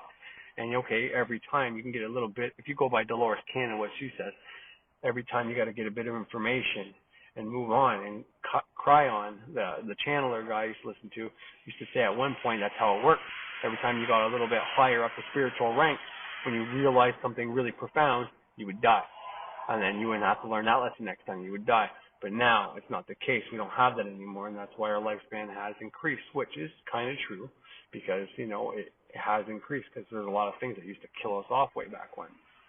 But anyways, and that just means because when someone got sick or had, you know, depression back when there was no way to deal with it, and if you were poor and couldn't buy alcohol or whatever the case was, couldn't work, or you lost your children, it probably was a lot worse. And now with the way people communicate, and we have these places where you can go and talk to other people, we learn to work through these things. And from there, we can go above it and realize that, okay, well, just because we lost someone really close to us, it's sad, but we can move on from there, and then we don't get stuck on these things like we used to. So you can look into both those ways, and both those ways are probably right. But the point is, all these things are within you, okay? The 7 energies are within you. But those 7 energies control certain things within your body, which means, and that's one way to look at your astrology chart, okay? Your 7 chakras, those glands control parts of your body, okay? When you're looking at pressure points in acupuncture, this is true as well. There's a hell of a lot more points and things you can push on, but it still remains factual that we have these centers that control these parts of our bodies.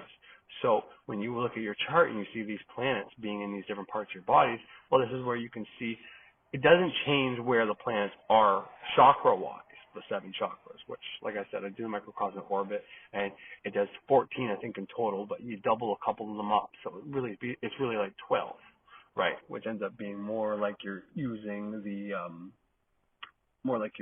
fucking the Zodiac, right? The Man of Steel, that was Zod. He represented the Zodiac, you know.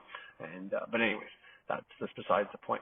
But you have to use these disciplines. You have to overcome these disciplines. That's your 12 disciples, you know. And Jesus had 2 disciples that were kind of bad, right? The one, you know, wasn't super bad, and the other one betrayed him and ended up hanging himself. But there was another one. There was 2 of them there. I know Judas is the worst one, but there was one that was also not the greatest either. And I don't remember which one that was, but anyways, point is, that's probably Mars and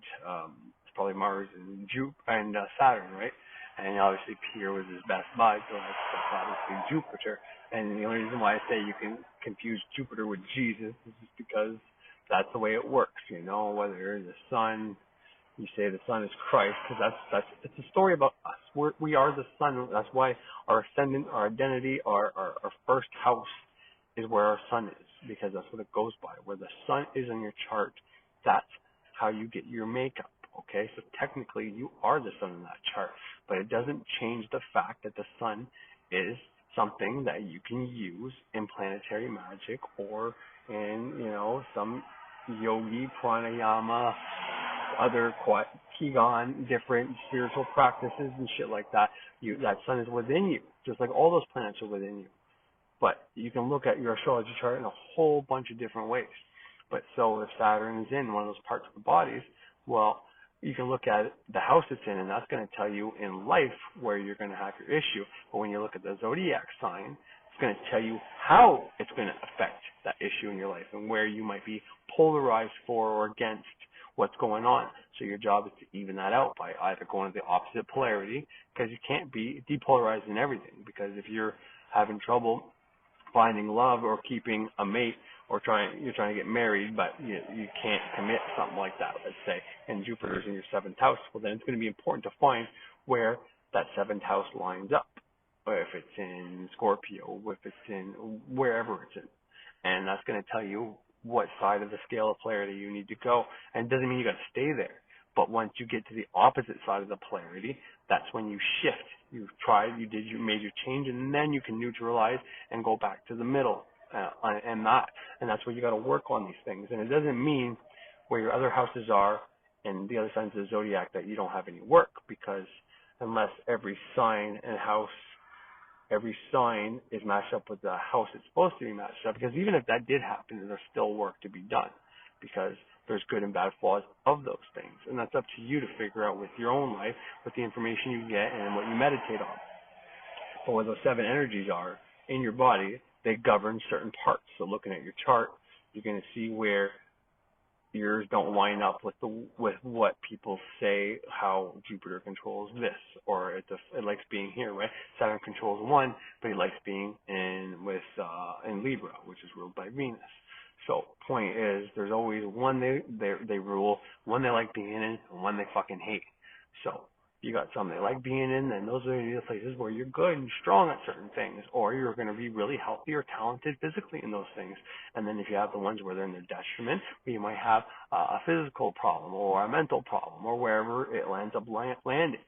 So that's where you can look at your chart for answers. And like I said, how I did this was literally YouTubing all my placements individually, and then I tried looking for pairs and getting information and reading books.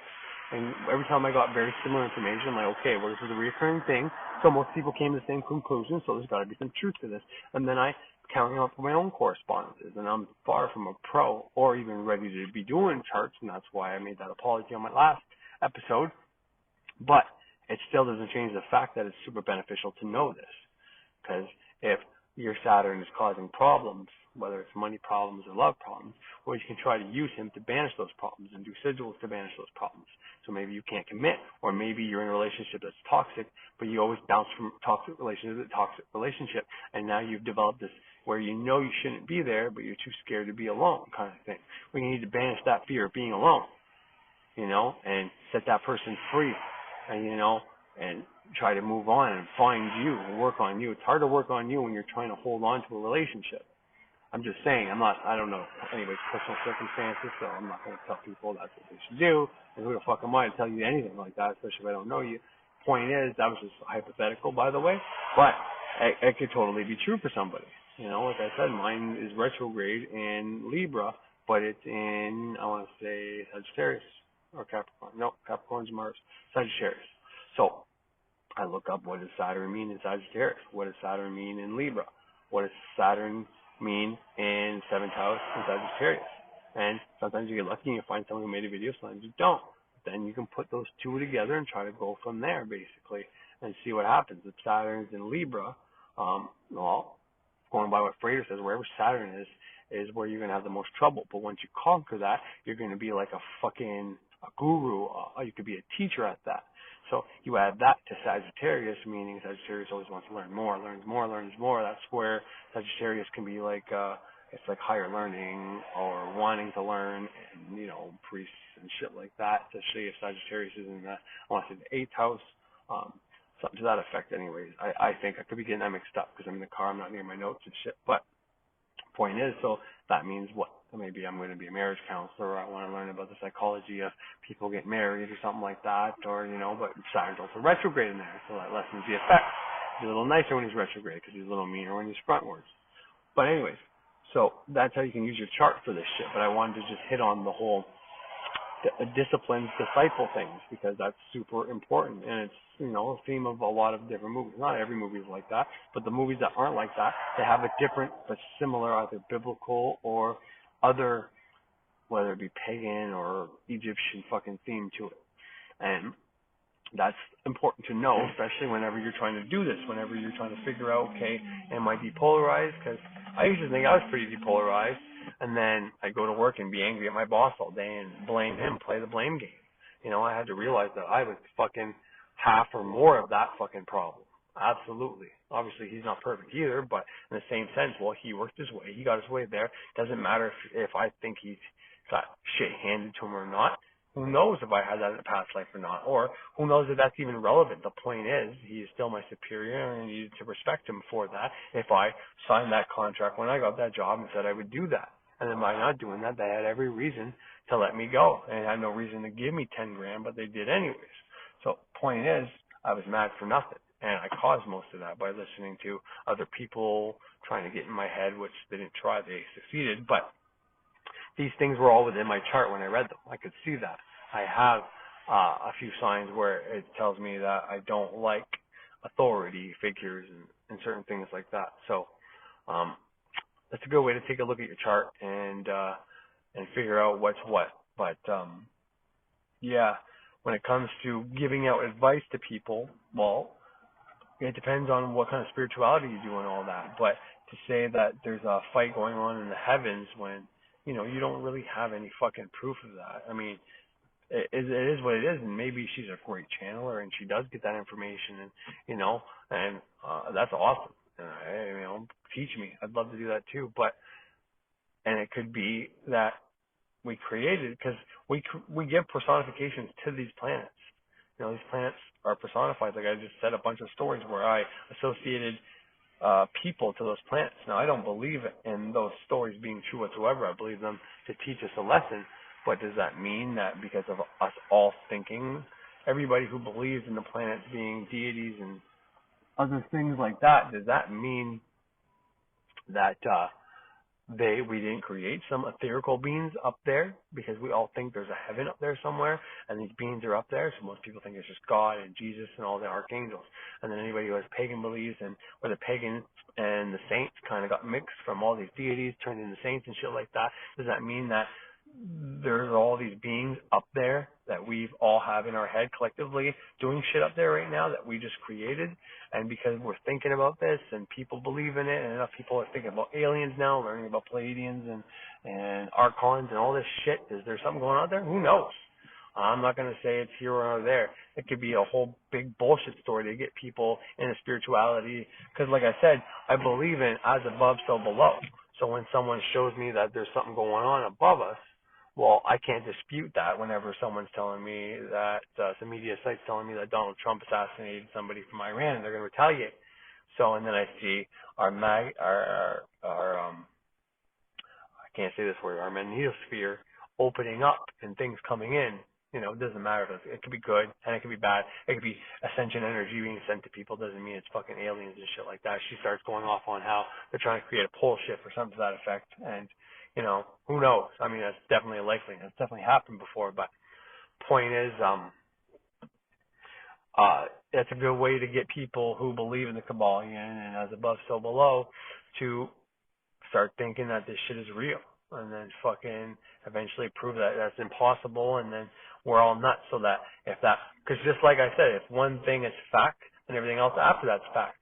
So even if that thing is a negation, okay, you can still do it. It just has to be done a little bit better. It's easier using true things and that people resonate with than saying, okay, you resonated with this, and I'm here to tell you that that's false. Now, it's still a fact.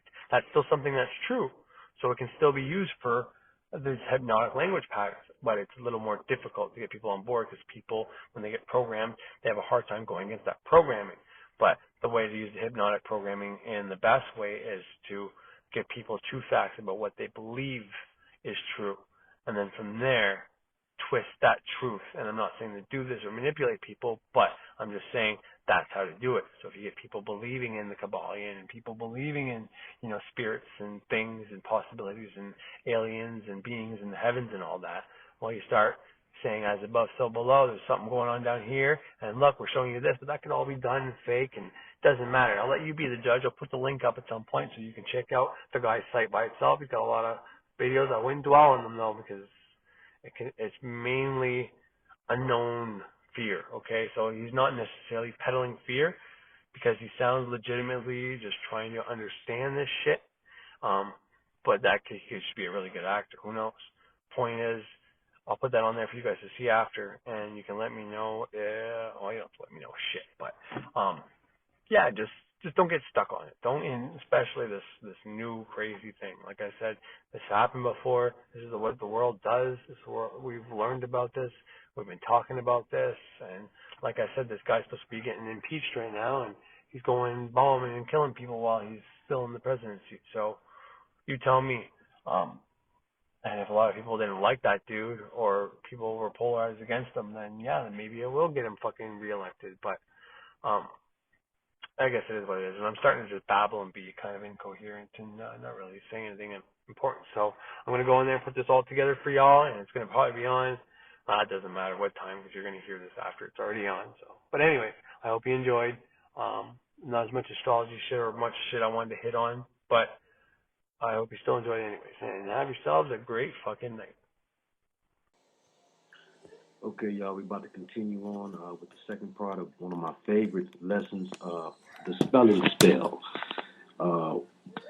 This is one of my favorite things to teach and to show and prove that not only can we have a great command of this language and these words, regardless of where they come from and their origins, but I also like to show and prove that my young brothers and sisters, my nieces and my nephews, it's not because of any shortcoming of your own that you may have difficulty spelling or you may have had difficulty spelling.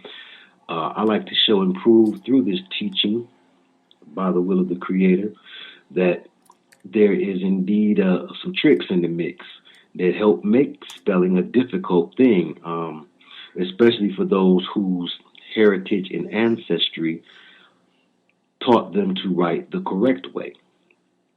And so, and again, I just want to say, I'm DPS. This is DPS in full effect, Detroit Public Schools, K through 12.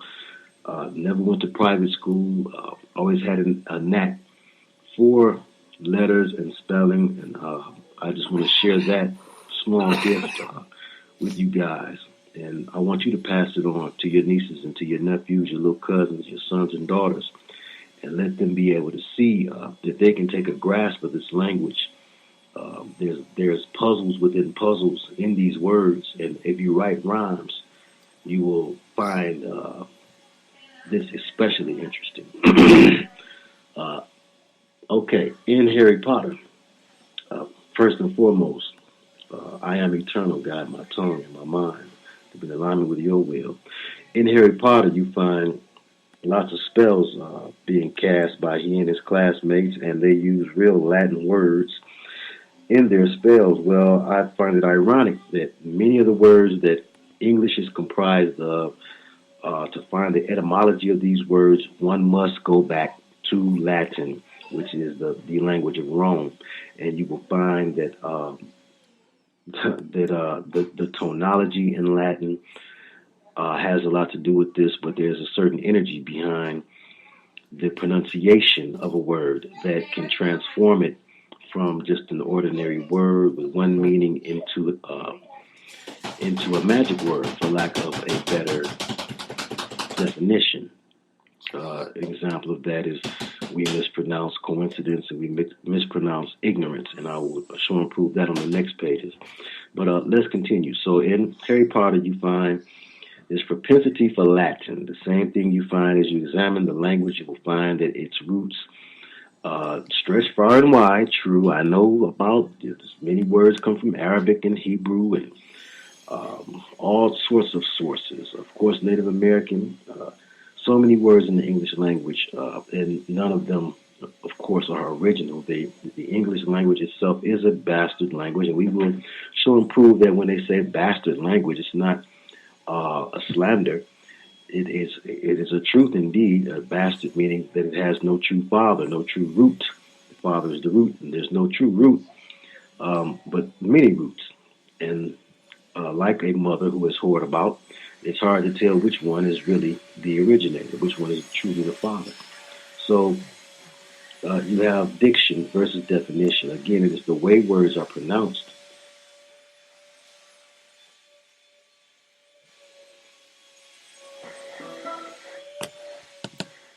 that makes this language so difficult for foreign-born people to master and to grasp.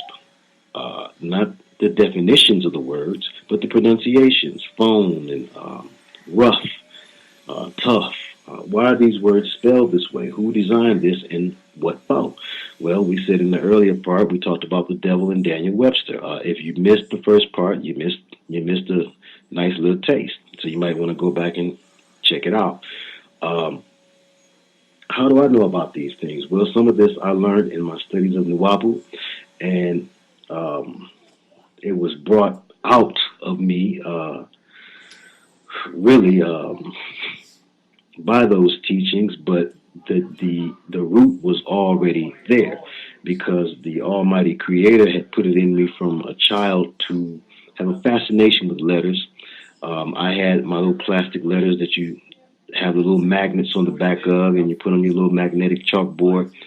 And my letters each had personalities, and I maintain that I didn't give these letters these personalities. Something was playing with me. I was the only child and teaching me the personalities of these letters. R was a male, S was a sassy female, K was a slickster type of letter, male, and this was, these were like action figures to me. T was a male, and these were action figures to me. And I maintain I didn't know how to spell that many words. I'm sure at the time I was playing with this thing, the house we stayed in, I was only there for the first grade and kindergarten. So let's move forward.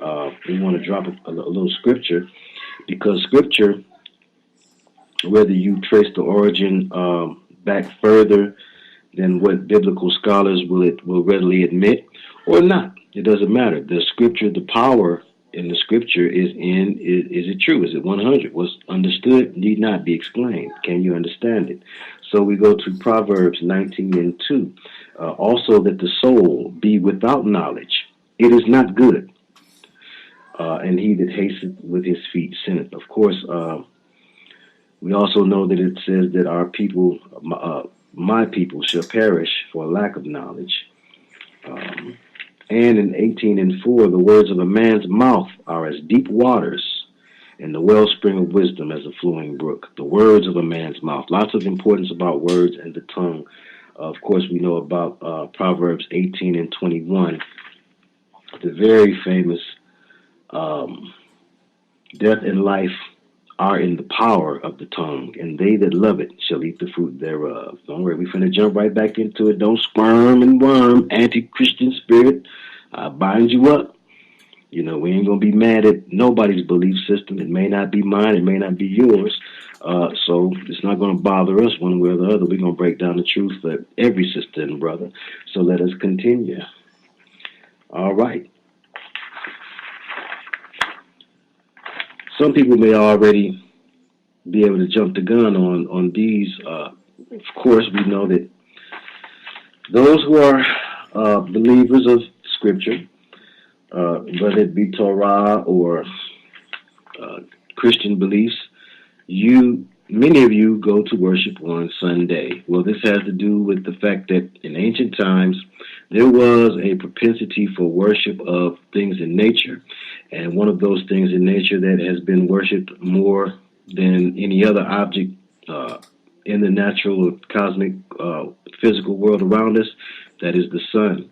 And it is Sunday because there was a movement to mix in the pagan worship, the worship of nature, along with the growing belief system that we now call Christianity, that was not called that then, it was called the Way. So the Way, the way of our brother, revolutionary and king of the Hebrews, Yeshua,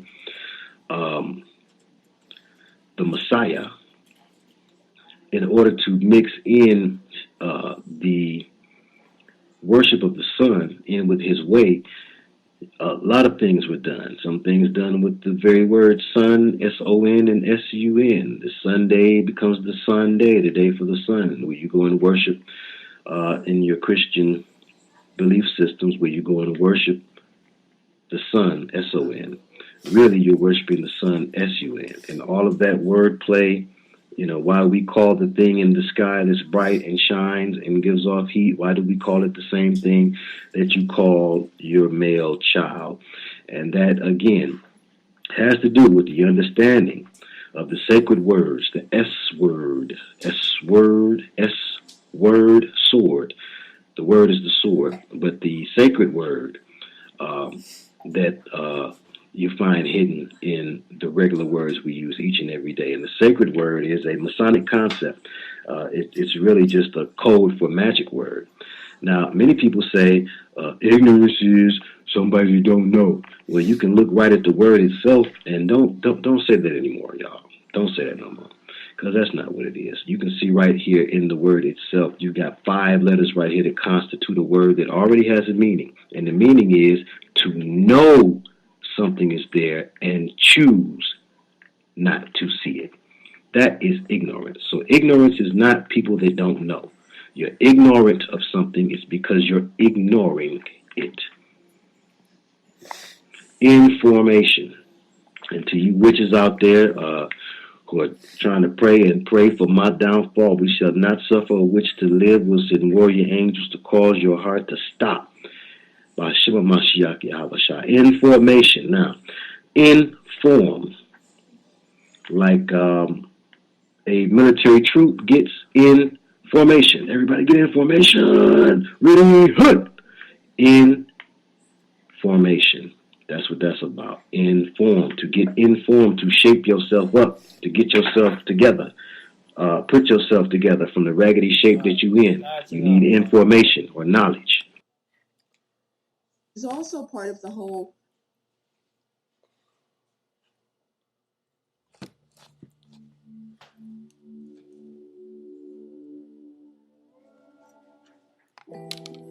Hello, Brave Awakened Ones. This is Veronica of Higherself Holistics, Lady V. Thank you, supporters, subscribers, and Patreons. Please share these videos with those who you think it might resonate with. If you're interested in any of my services, books, merch,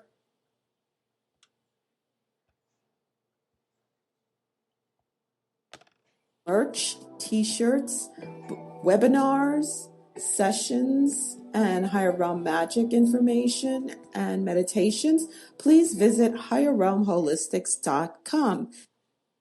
Hey guys, Lady V here. Yes, it's still the 5th. It's still the morning. Actually, it's 11:11 right now. And I had to run and make this video so I could put it into the video that I've been uploading all morning, because there has been breaking news from this wonderful channel right here. Let's get there. Okay, from Wages World, because he's been monitoring what has been going on so closely. He's like on the verge of his first ascension jump, his big awakening. Okay, and I need to play this for you guys because this is going to explain what has been going on. What you see right now, the little skirmishes, that's all they are. In Iran, what's going on with Iran and Iraq and all that, those are little skirmishes compared to what is going on up there. That is where the real battle is. But of course, the war is already won. Again, this is just a battle. I showed you guys in this video. As you watch, you will see what is going on. But as you watch my video, okay? But I'm going to play this right now so you guys could see what's going on. Let me enlarge it, and please listen carefully, all right? I'll try to keep this short. But if you remember in my previous video, guys, go back and check it real quick, if you would. I was talking about... He's talking about the video he made early this morning, the 5th of January, 2020. The density and how low it got and all of that. I was trying to figure out, I even said it, I didn't know what was causing it. But something's come to some of the reports and stuff, some of the data's coming in, and I think I've got what I actually think is going on, because this was actually confusing me very, very much so, and I said that in my video. But I want to show you a couple things here first. Okay, this is our magnetosphere. Look, this is a top-down view. Okay, now I'm going to scroll through this. Okay, and you're going to start seeing a little bit of hits, right? This is... it started back on the 4th, okay, when this happened. But this right here is on the 5th. It's continuing as we speak. It's for multiple hours that we had a crack in our magnetosphere, letting stuff in. And, it was totally unexpected. Nobody's seen this coming, which is why I was puzzled by it. But as you can tell, guys, if you look out front there, I'll try to find the timestamp here. What I want you guys to notice, let me get my draw tool out. Sorry about that, guys. This is impromptu. I wasn't planning on doing this. But anyway, that's what's going on. You can, up here, you can see where the pressure's there. The density's higher there. So, in other words, we're getting hit in a very specific area. Usually, if we're getting, just straight solar wind, it's actually, the whole front of that should be just about the same color. Yeah. Okay. Pause. Oh, like it is like over here. And it was early over here, but then the video started going. Remember, in all his other videos, he was also saying that he spotted these objects by the sun. When you saw the flares come out, it lit up the objects, okay? These are the objects that are sending out this energy. But right now, obviously, it's not. So as we go forward here, watch what it does. Okay, did you see that switch? Look where it's at now. Now, I don't know.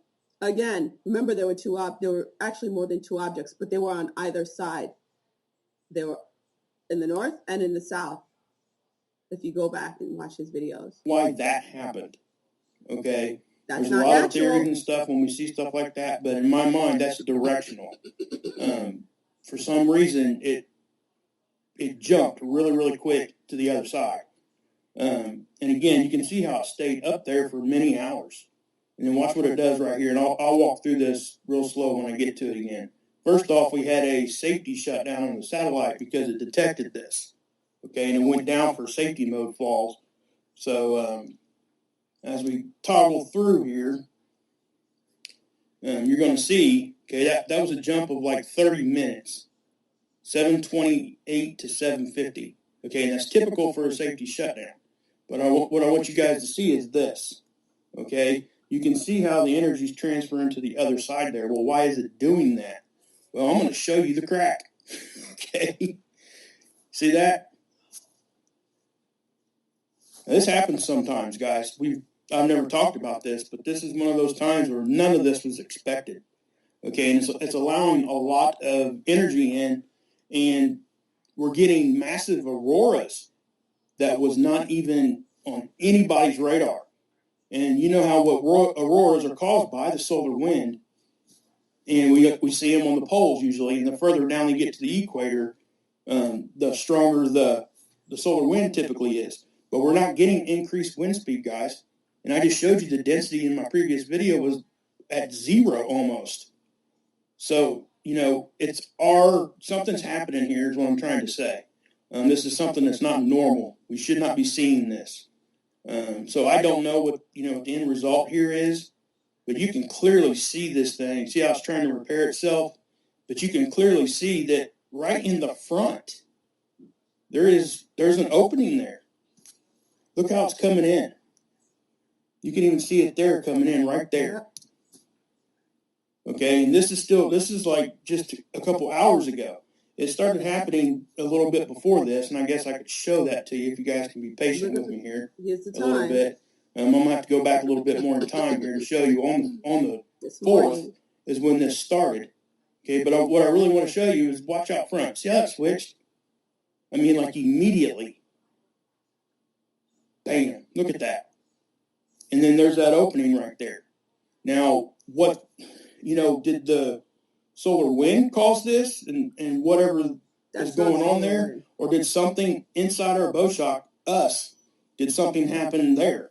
I don't know. I don't see it doing anything but just kind of getting crazy. I mean, that's nuts. If this is normal, somebody please tell me, but I can guarantee you it's not. Okay, guys, I had to play that. You can watch the rest. I'll make sure to put the link. Okay, but he goes on to explain, to try to figure it out. Let me give him a thumbs up. Oh, look at the numbers. Oh, interesting. But yeah, I had to interject this into this video because it's so important. And when it came up in my notifications, which I rarely get notifications, so I was shocked it came up, my ear was like, and it's still doing that. While I was playing it again, my ear started with a vibrating, making that type of sound. The reason why you saw it flip, that of course it is not natural. For those of you saying, still up in the clouds, this is very real, guys. It is a battle going up there. There is a heavy battle going up there. And what they were trying to do was, yes, crack the magnetosphere and force a polar shift. That's what they were trying to do. They were trying to, that's the information I received. Whether you believe it or not, that's up to you. But that's the information I was shown and heard. That's why that happened with my ear, my right ear. That's where I get that type of information from. So they were trying to force a pole shift. That's what they were trying to force. The dark ones, okay? The malevolent beings. They're not just here on Earth. They're out there too, by the way. All over the solar system. All over this galaxy. They're out there too. That is where the real battle is. This is nothing, what we're seeing down here.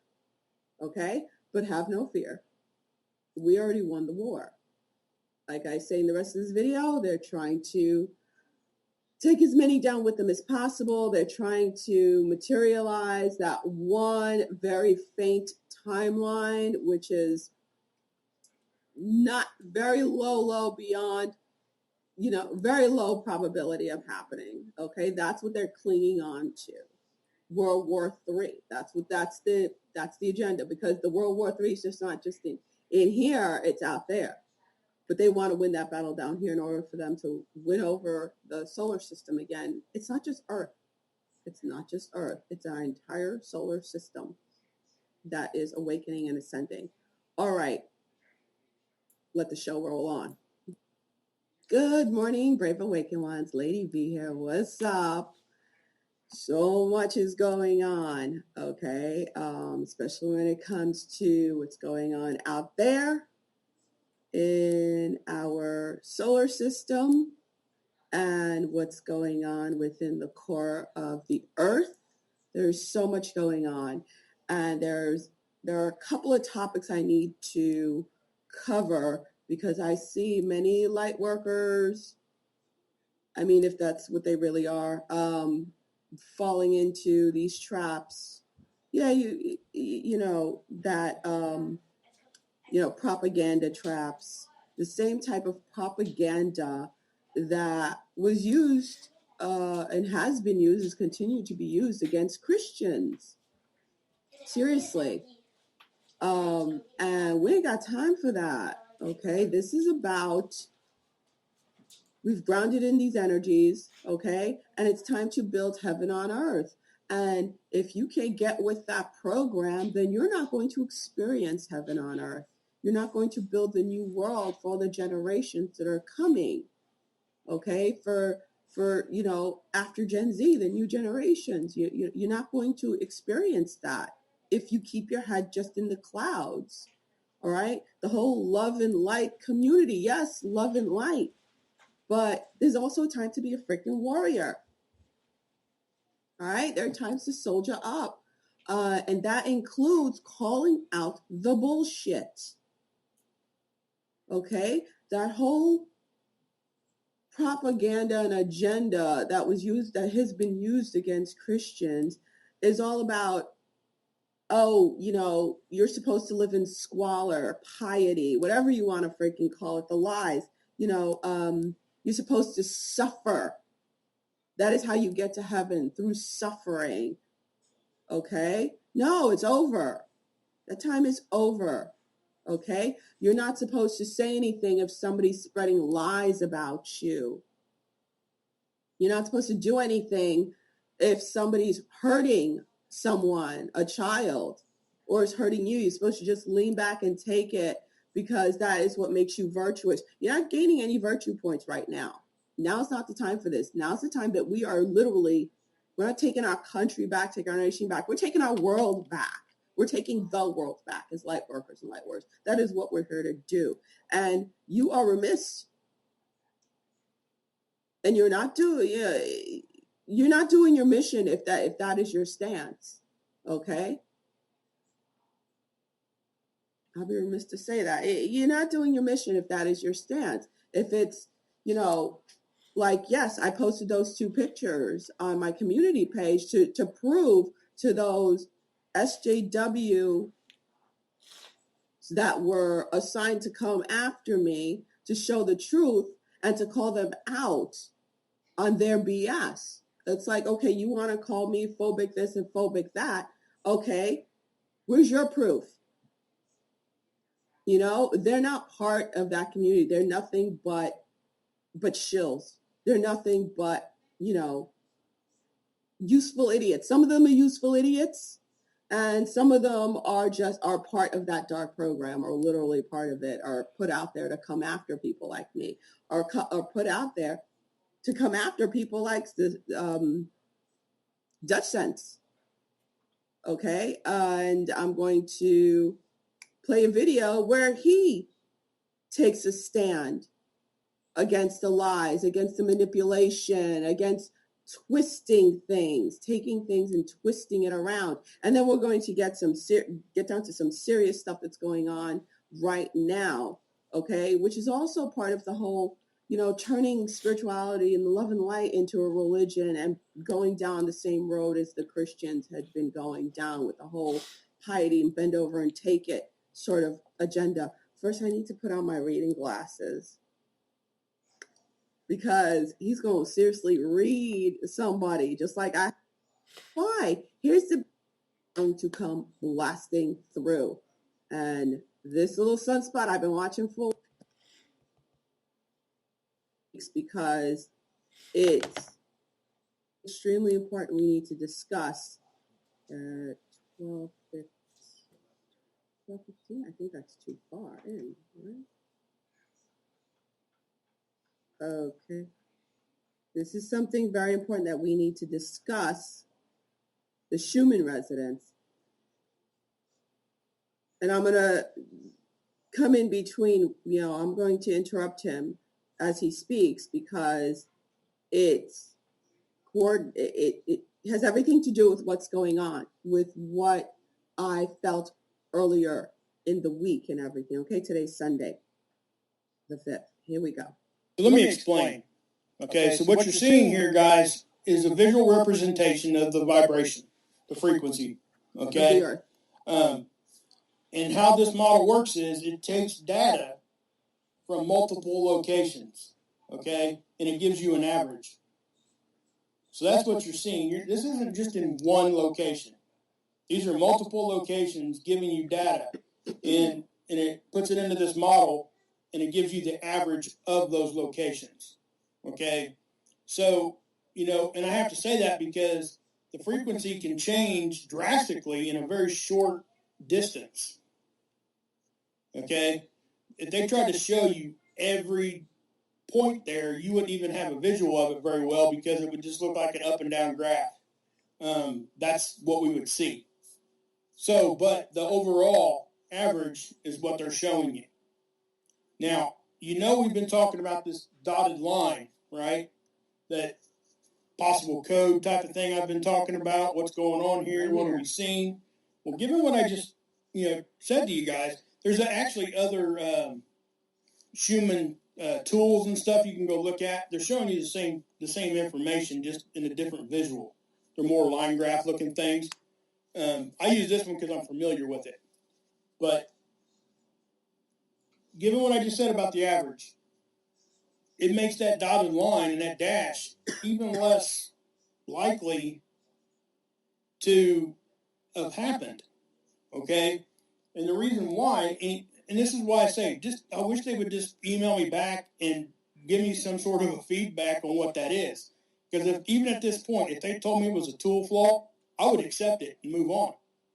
Because the chances of multiple locations giving you data to be put into an average for it to show a dashed line, do you know what the chances of that would be if that was to actually happen naturally? That right there tells you that should, number one, no way that that's natural. Okay, so if that is actually something that we should be looking at, and it's not a tool flaw or anomaly, then that is not something that happened naturally. It's something that was done intentionally by something intelligent. Bam, there it is. There it is. Right here. Tell me it doesn't look like Morse code. Code. Okay? And again, this is another thing with the whole light and love, airy-fairy, heads up in the cloud community. Guys, you need to come down and get grounded. Okay? This is not Earth, Mother Earth doing this and it. Stop it. It's not. It's HARP and it's CERN and it's the deep state. And we're going to dig further and show you why they're putting this code, why they're doing this code. He's doing a fantastic job of covering it. Okay? Okay. The only thing I would say to that, guys, is it did start down here, you guys remember, and now it's migrated towards our base frequency, about halfway. Okay, now on this one, something else. See this big black area here on the left? That's data we didn't get to see. Remember that happened a few days ago also. They blacked out the data. Why they black out the data? Because this was what we felt the other night. The blacked out data, CERN and HARP being cranked up. There's nothing natural about this. They're trying to control what is going on naturally. And he is going to cover what is going on naturally and what they're doing, why they're trying to control. Not why they're trying to control. He doesn't understand yet. He's going to show you very clearly what is going on naturally. This is not natural. This is not natural. Okay, guys? That doesn't typically happen on this tool. It's happened a few times. Early on when I was looking at this, a couple, 3 years back, we'd never seen anything like that. If we did see a blacked out area, it would be very, very short-lived. Okay? Like the tool went down or whatever. But as time has went on, we're seeing more and more of these big blacked out areas, especially this year. Now, our base frequency, guys, is 7.83 right here. Okay? That's why you always see data there. You see that? See how the line's always there? It never goes away. It's always there. What I've noticed, and this is where I have to be like, what the heck's going on? It's almost like we're going into a time or into a period where we've got more than one base frequency. Okay? Because we're seeing it here. We're seeing it here. We're starting to see it right here. And even look at this. I've never seen this before. Way down here. 3 hertz, right? Okay? Because we're seeing it here. We're seeing it here. We're starting to see it right here. And even look at this. I've never seen this before. Way down here. Now I'm going to interject. All right, this is the regular Earth frequency, the base, 7.83 hertz, right? You have the dash line, which if you look at some previous videos, I saw one of them, he talks about how it started creeping up, that dotted line started creeping up. And that's the code that they're putting in, CERN. They're putting that in to try to create frequency going up? These other frequencies on Earth to create the alternative timelines. That's what they're trying to do. They're trying to keep us down. Do you see the separation? Because what it's been, the 7.83, is going to start rising. This is the fight. And the blast that's going to be coming in is what's going to push it up. They're trying to materialize this. They're trying to so hard to have a lower frequency. They're trying to pull this down. This is why you guys need to wake up, get your heads out of the cloud and get grounded. Okay. Not for that amount of time. Sorry about that, guys. But, I mean, look at that. So is that what we're seeing? Are we seeing a change in our Earth to the point that we got more than one base frequency? Now, for that to happen, is that something that's happening within the Earth itself? Is that something that's being influenced from outside by multiple different things? You know, I don't know. All I can tell you about this is definitely changing. And it continually is changing. And it seems like this stuff is just hanging around. These base lines right here are not going away anymore. So it would be, you know, and I'm looking down here at the bottom, and if you look here, it's like this thing took a break for a minute and started back up. Okay? So I don't know. All I can say is that really right here, this is the only, the frequency there is really the only one that should be consistently there. But that's not what we're seeing anymore. We are now seeing, because I've been watching this for a while, right around 12, we are now seeing that stay there. That's not going away. The higher frequency. It's just an observation, guys, but I do think it's something we have to pay attention to. And again, I'm making a video. I've been working on it. So much data to put in there and talk about. I want to get it right. There's so many things that the human can do to us, the frequency. Physically, there's so much science back. Okay. Now, I wanted to pull this up because I did mention in my last video, because so many people they're trying to make this happen. Okay, the number one trend in Twitter, what is it right now, man? It's World War III. World War III trends. And then all the Holly weirdos have taken to the streets in front of the White House, right? They all have taken to the streets. They're all trying to push this World War III so freaking hard right now. It is nonstop. It is trending. Why? Because they're scared to freaking death of this. They're scared to death of this human residence rising. They're putting in code. They're turning on CERN and HARP, trying to block things out, but it's forming. There's nothing they can do. They're trying to hijack it. It's not going to happen. It's too damn late. So please don't buy into the scary propaganda. All right, guys. Don't buy into the propaganda, okay? They're going to dial it up, as you see, that it's trending everywhere, the WW3 nonsense, not happening. Just rest knowing that we did our jobs as light workers and light warriors. It ain't going to happen. They could crank up CERN to 1 million, whatever. It's not going to happen, okay? We got this. We got this. It's already done. It's already done. Now, is it going to look messy? Are there some tyrants that have to be taken out? Okay? We got to do what we got to do to clean up Earth. This is cleanup time. It's going to get messy. It's going to get ugly. And if your head is busy being in the clouds, thinking that, you're just going to wish your way out of this, that's not going to happen. All right?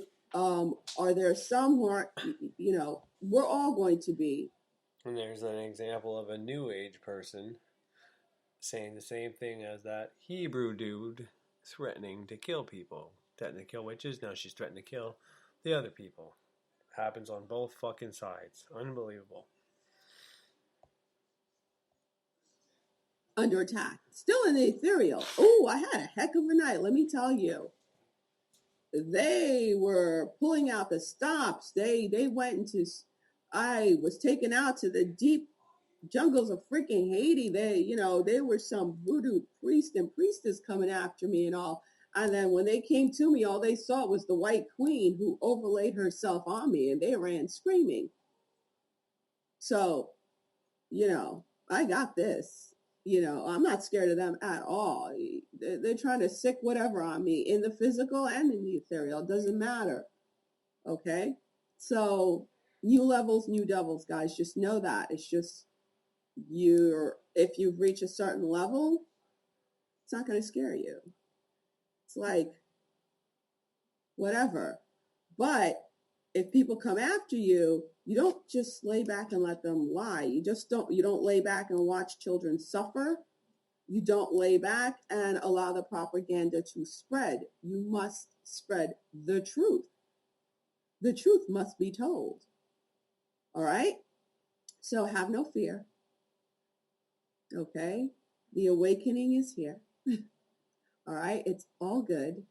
Relax, chill, and again, I got to say yes, please, and thank you again. And I just know these blessings are just going to come and come and come. Why? Because I'm already in that high vibe. For those of you who are already there, it's just coming and coming and coming. And what does it take to be up there and stay up there is surrender, then surrender again. Then just when you thought you finished surrendering, surrender some more. Okay, guys? So have a happy Sunday, a wonderful Sunday. And Infinite waters diving deep once again. Beautiful deep divers. We are out here in the mysterious art gallery. We're just, breathing in that good ass prana, baby. I'm sending you tons of peace. Take that, take that, take that. Deep Divers World War III. I got a message about World War III. I'm going to read it word for word. And they're like this. Ralph, everyone is scared over World War III. Can you make a video about this? It's all I'm seeing everywhere. Should we be afraid of this? Now, Deep Divers, that was just one message out of 1,000 I've received in the last few days. What on earth is happening on the planet? So much is happening. World War III is happening. That's what the talk is about. We ain't even had breakfast yet. Can I get a hello? Hey. So, first of all, let me just send much healing to everybody in Australia who has been affected by these fires. It seems like the world is on fire, Deep Divers, with the recent assassination of Qasem Soleimani, the Iranian general, by President Trump. A lot of people are like, oh my gosh, this is going to start World War III. Okay, there is a lot of uneasiness in the atmosphere. I can feel it. Like something is about to happen. But go and watch my 2020 prediction video. I said something major is going to happen. That's going to change the course of human history. and it's already happening. Now, before I dive into this, all war is bred from the ego. Slow motion this side. The Iranian president, Hassan Rouhani, said there will be retaliation. And it seems like humankind have been in war since the dawn of time. Because man and woman, they are at war with themselves. And that's why we are seeing so much chaos on the planet. I'm here to tell you, deep divers, have no fear. There is nothing to be afraid of. But I want you to remind yourself that if you do not remember the past, you will be condemned to repeat it. In 1914, the Archduke Franz Ferdinand was with his wife, Sophie. He was the heir to the throne of Austria-Hungary, and he was assassinated by a Bosnian Serb, Gavrilo Princip, and this changed the course of human history. Because Austria waged a war on Serbia, and Russia waged a war on Austria. And therefore, other nations around felt obliged to those nations. And that's what started the First World War. History has a strange way of repeating itself. World War III is not a joke, deep divers. It's not a meme. I see a lot of these memes everywhere, right? But it's not a joke. It just shows how people have become so desensitized on the planet. War is not fun for those who lose their lives in war, for the families affected by it. Where are you, babe? Babe. Should we be afraid of this? No. Because whatever you focus on grows. There is no World War III in my reality because I'm not allowing fear to control me. What? Slow motion this side. In this matrix, there are many entities, and I've spoken about this, okay? The Gnostics talked about a group of entities called the Archons, who actually manipulated human beings and used them for energy. Well, that's what's actually happening today. When you are afraid, you are creating food. And that's how you are controlled. So you have to remind yourself, where you place your attention is where you grow your reality. Let me repeat that. Where you place your attention, oh baby, is where you grow your reality. If I'm scared about World War III and I'm thinking about it every single day, it will happen because whatever you focus on grows. If enough people are in fear, it will happen. Let love guide you, not fear. Now, there are dynamics about war you have to understand, deep divers. Why are wars created in the first place? For resources. It's that simple. Iran has a lot of gold and oil. Wars are created to essentially control the the population. Wars produce a lot of profit and heartache.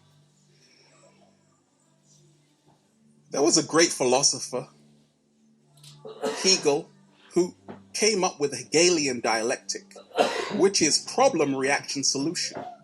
Now, what does this mean? It means that the nation state creates a problem, you react to it, then they give you a solution. Let me explain. The war in Iraq. Problem, weapons of mass destruction. Reaction, oh, we've got to go to war. Right? Solution, let's go to war then. It actually went one step further because it was no problem, reaction, solution, because there weren't actually any weapons of mass destruction in Iraq. But people reacted like, oh my gosh, this is so bad. And the solution was to go to war. So you have to study the Hegelian dialectic because this is integral in how nation states rule over their population.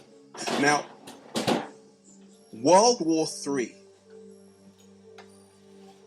What is really going on? As a society, we have become desensitized. People play Battlefield and they play Battleship when people are actually playing that in real life. What? Slow motion this side. I told you, this is not a joke. This is not a meme.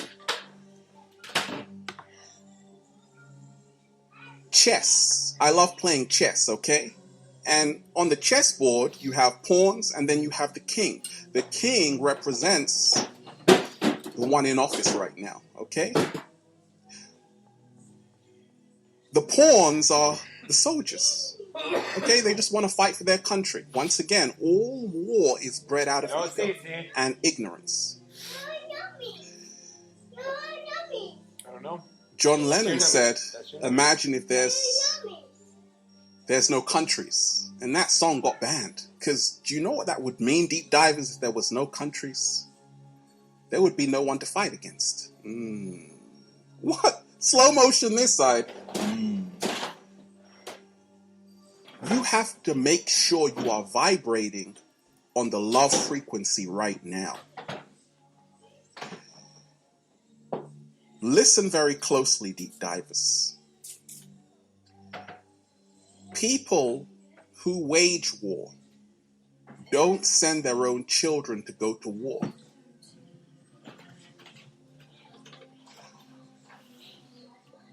We are in a time where people think that war is a solution, but it's one war after another war. The game that's being played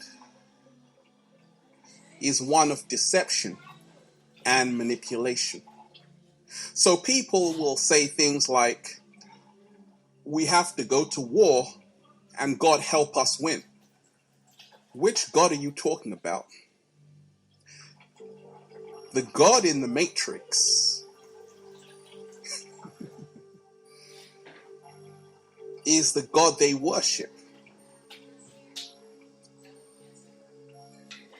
People kill in the name of God, but did God give them permission to do it? So there is a lot of trickery going on. Should we be scared? No. Your third eye has to be open, that's all. When you can see through the illusion or the Maya, you free yourself. It's not a third world war that's about to happen. Deep divers, from the dawn of time, man-made time, because we are immortal, we have been at war. We are at war with ourselves. We are at war with nature. Look what's happening in Australia. Mother Nature is rebelling. We have to realize that we have to be the change we want to see in the world. instead of focusing on being afraid a war is about to happen, focus on the kind of world you want for yourself. It's all a distraction. Because once again, when you are in fear, someone is feeding off your fear. When you are happy, they have no food. I wrote this on Twitter, Deep Divers. I pray for the day that I wake up and I see people clicking on good news more than bad news. Many people have become addicted to fear. A war gives people a reason to live, but not those who know themselves. World War III will happen for those on the low vibration. But for the awakened ones, for the chosen ones, there is no World War III. 7-day vegan challenge, and yes, we're going to talk about it. What do you want? What? I embraced the plant-based diet because I realized that when I was consuming animal flesh day after day, not only was I feeling sick, I started to realize that I was downloading all of that pain into my body, therefore inflicting pain on others. People are walking around with pain bodies. Energy can never be destroyed, only transferred. When you consume pain, you will inflict pain on others. That's why a war is coming. Because people are eating pain. They are slaughtering animals. How can you slaughter animals and expect peace on earth? It's not going to happen because peace, oh baby, begins on your plate. What? Slow motion this side. That's why there is no World War III for me, because I'm already in peace. Peace begins on your plate. Now, deep divers, Shakespeare said the whole world is a stage and we are all actors.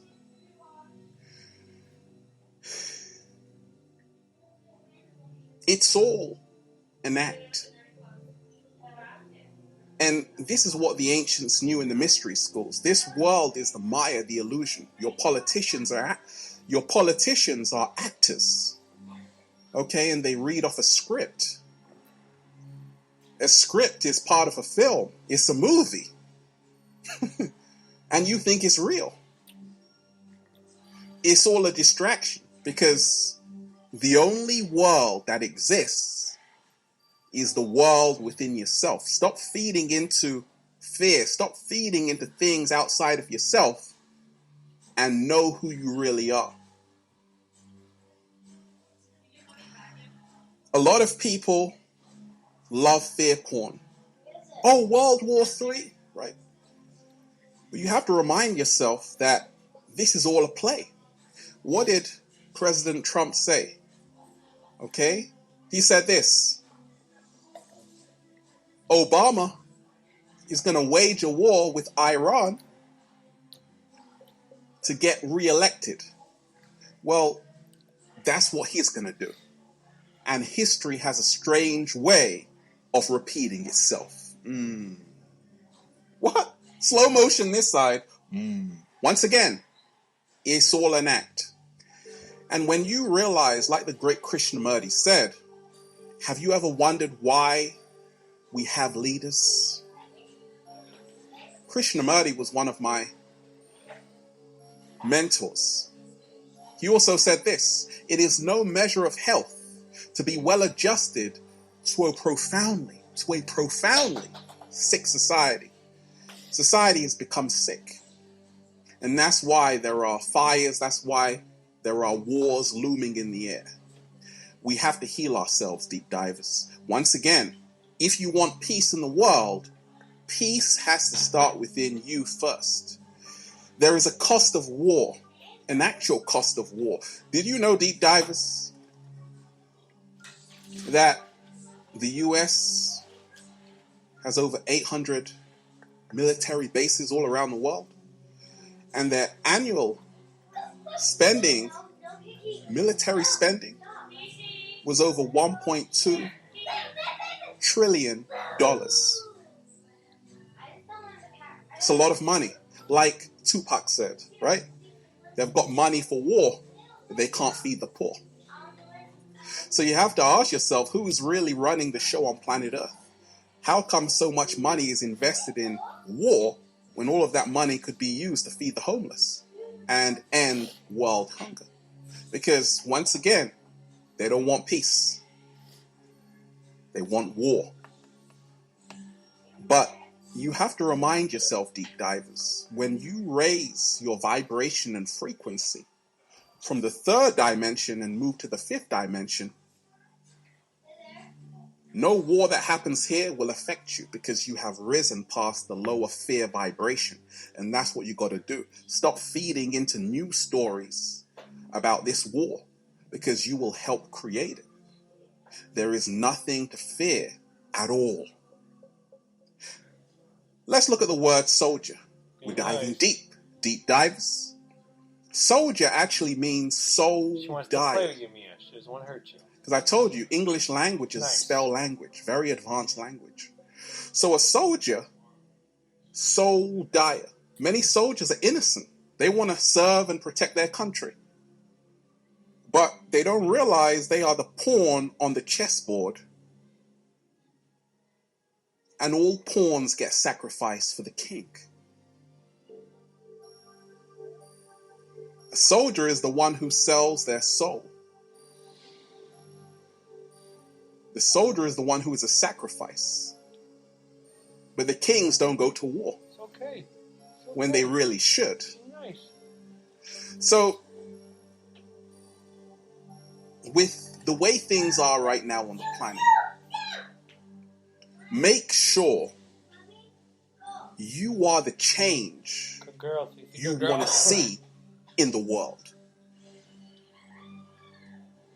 You have to take responsibility for your own life to say, actually, what am I doing to contribute to world peace?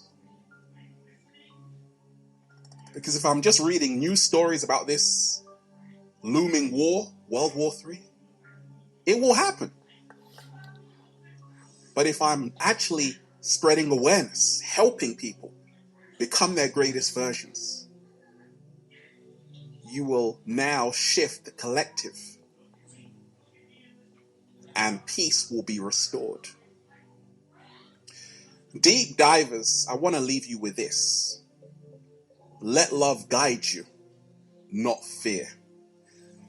And once you realize that, well, you'll just say, feels so good to be alive, baby. Can I get a hello? Beautiful deep divers. We're just, woo, breathing in that good ass prana, baby. Shout out to everybody who's been getting the wonderful good ass prana shirts at ralphsmart.com/clothes. Got a question for me, deep divers? Add me on Instagram at Infinite Waters. And the model search is on. If you are a sexy ass model who loves world peace, woo, DM me on Instagram at Infinite Waters. Oh, I love this one, Ralph. Well, check out the new book then, Deep Divers. For more information like this, Feel Alive by Ralph Smart on Amazon. Let love guide you. The first 3 words of the Holy Bible are translated from 2 Hebrew letters. The first 3 words of the Holy Bible are translated from 2 Hebrew letters, Beth and Resh. If you go back to my Hebrew equals the third eye video, it discusses how Eber uses the same letters, except an extra letter, ayin, is another one. But you'll know that the Beth means to house or housed in. In this case, it means in or at. Resh is head. So the first 3 words in the Bible are in the beginning. It's using Beth and Resh, which means in the head. So this means it all begins and ends in our mind. Remember, we are made up of atoms. An atom is the basic particle of matter. They are indestructible and indivisible. Greek philosophers consider an atom the fundamental component of the universe. So if you remember from my Lucifer video, the word diamond is derived from the Greek word atomus. Atomus means indestructible, just like the word Adam, like they believe Adam is. So that's some further proof that the Adam and Eve story is an allegory, because Adam and Adam are the same words. Basically, they both just mean indestructible, indivisible, so on and so forth. So an atom is the smallest part of an element. Not only are we made up of chemical elements like carbon, which is the sixth element on the periodic table. It has 6 protons, 6 neutrons, and 6 electrons. That's that 666. So, I like to repeat and cross-reference info from other videos in the hopes to encourage you to view them all or look back on them. All right, so we also are made up of the 4 primal elements, which is fire, earth, water, and air. All right, so basically we are elemental beings. The word elemental means the mind of El. Mental is mind. El can either mean God if you're a Canaanite, or light or power. I told you El is really mistranslated as the word God. There's worship as God in the by the Canaanites. But it basically means light or power. I mean, we're light beings. So this is all in our mind, the light in our minds. So now the light trapped inside our physical body is trapped in the pineal gland. All right. So I discussed the Kabbalion before. Those are 7 principles. You might be familiar with the law of attraction that everybody used, or when they came up with the Secret was the big book a couple of years ago. So another principle on there is the principle of mentalism, which states that all is mind, everything is mental. So that's what this is basically telling us about. So in the beginning, Beth and Resh means in the head. So in the beginning, that's why they translated that. So in the beginning, it all started off in the mind of God, or the source, or the power, or El, if you will. All right. So now we're going to discuss the difference between high and low magic. So high is just basically the opposite of low magic. Low magic is the use of material objects. So I told you everything's in your mind. I know I use a Kabbalah Tree of Life in my videos. So anything like that, making sigils, using Kabbalah, Tree of Life. I haven't talked about altars yet. Candle magic, anything with a physical or material objects used for magic, that's low magic. So the opposite is high magic. You're just using your subconscious magic. This is all in your head. Sometimes we need to bring that out to focus our energy, so we use stuff like candles and rocks and sigils and things like that. All right? So you might have heard of white and black magic. There's really no such thing as white and black magic. People make black magic as something bad. So you don't confuse that with using dark energies. You can use Lucifer and dark or the dark side of the Kabbalah Tree of Life, dark forces or Darth Vader and things like that. That's not black magic. It depends on what your intent is. So your black magic can be something like when you're trying to influence someone else's will. Because magic is about using your will to change your reality. So you might get women using black magic when they heard the whole fable about putting period blood in your spaghetti to get a man to be basically hooked on you. So what you're doing is trying to change someone else's will. So you basically it works for the most part if you're dealing with somebody with a weak mind or a weak will. So that's black magic. You're basically keeping somebody against their own will using magic. All right, so the difference between magic and sorcery. Sorcery is when you're affecting something, an external reality. Like I told you in my other video, when you want to summon on spiritual things, like say love, you want to use magic or self-love. You might want to summon Venus, the goddess of love. But when you're dealing with romantic love or mundane things like earthly love or relationships, that's an outer effect. So that's sorcery. You might want to call in like an ancestor or something like that. So sorcery can be something changing the outside, where your circumstances at work or something like that. You're not necessarily changing something in you to make you a better worker, which is magic. You might be changing something such as causing your something. So that's sorcery. All right. So I want to bring up a sorcerer that comes up in the Bible. So if you look at my video on the word nigga, it shows up in the Bible in Acts 13. Another name shows up in Acts 13, so you want to go back. It's Bar Jesus. All right. So the Hebrew word bar means son of. So in the word bar mitzvah means the commandment or the law. So if a bar mitzvah is a son of the covenant or the son of the commandment or son of the law. So the word bar Jesus means son of Jesus. So if taken literally, that means Jesus has a son. Some of the Christians I've used to talk to, I've asked they believe that there's only one Jesus.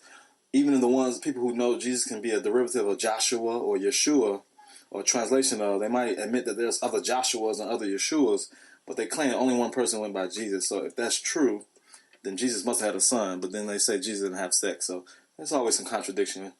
But keep in mind, this is all in your mind. This is elemental. These are all deities that no one's hanging up in the sky waiting on you or coming back. These are energies that you want to redeem within yourself. So the son of Jesus, in the Bible they describe him as a sorcerer. They use a different name, a magus, a sorcerer, a magician. Wizard just means a wise one, just like witch means witty. So wizard is the same word as lizard, so we're dealing with that serpent energy again. Lizard and wizard is the same thing. All right.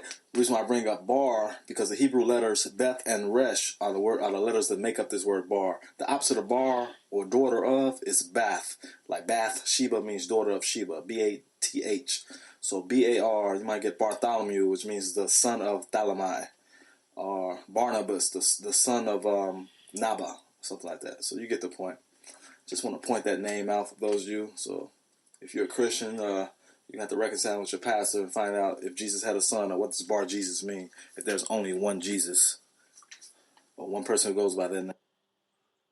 All right, welcome back. It's been a while since I did a video. Today we're gonna revisit the Adam and Eve story in Genesis.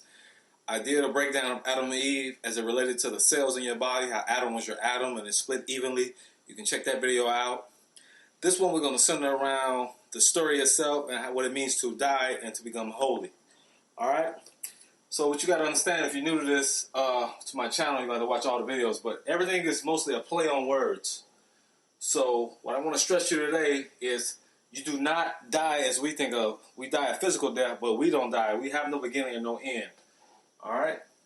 So you're going to learn today that certain words, they either add or take away a letter. I wrote some down here as some examples. Some of the easier ones is how they just added a D to the word evil and gave you a personification of evil, which is now the devil. They took an O from good and they personified good by calling it God. Alright? Another one is heaven. All they did was add an E. It's really a safe place, which is a haven. Daddy is the one I want to talk about because I told you, if you watch any of my videos, most of these allegories always have the father dead. Or the father's in heaven, like Superman, he has a father in heaven, and then one on earth. Spider-Man was raised by his aunt and uncle, and not his regular parents. Batman, his parents got killed. It's usually the daddy. In any karate movie, it begins with the daddy being killed, and the son has to avenge his death. So the same thing with the widow's son, or what Mason called a widow's son. What is happening is daddy, all they did was, instead of saying daddy or he's my dad, what happens is he's dead. The word dad, that dad-E, they put the E at the E sound at the end. You make up the word D-E-A-D. The reason I bring that up is, basically, allegorically, when a father ejaculates, he dies because what's inside your sperm is called solar phallic energy. Solar as in the soul or the sun, and phallic as in the penis. So what happens is there's energy, and it's said to drain you, or your essence is leaving your body to create another compact version of yourself. So technically, the father dies every time he makes children or ejaculates sperm. So that's what this play on words is.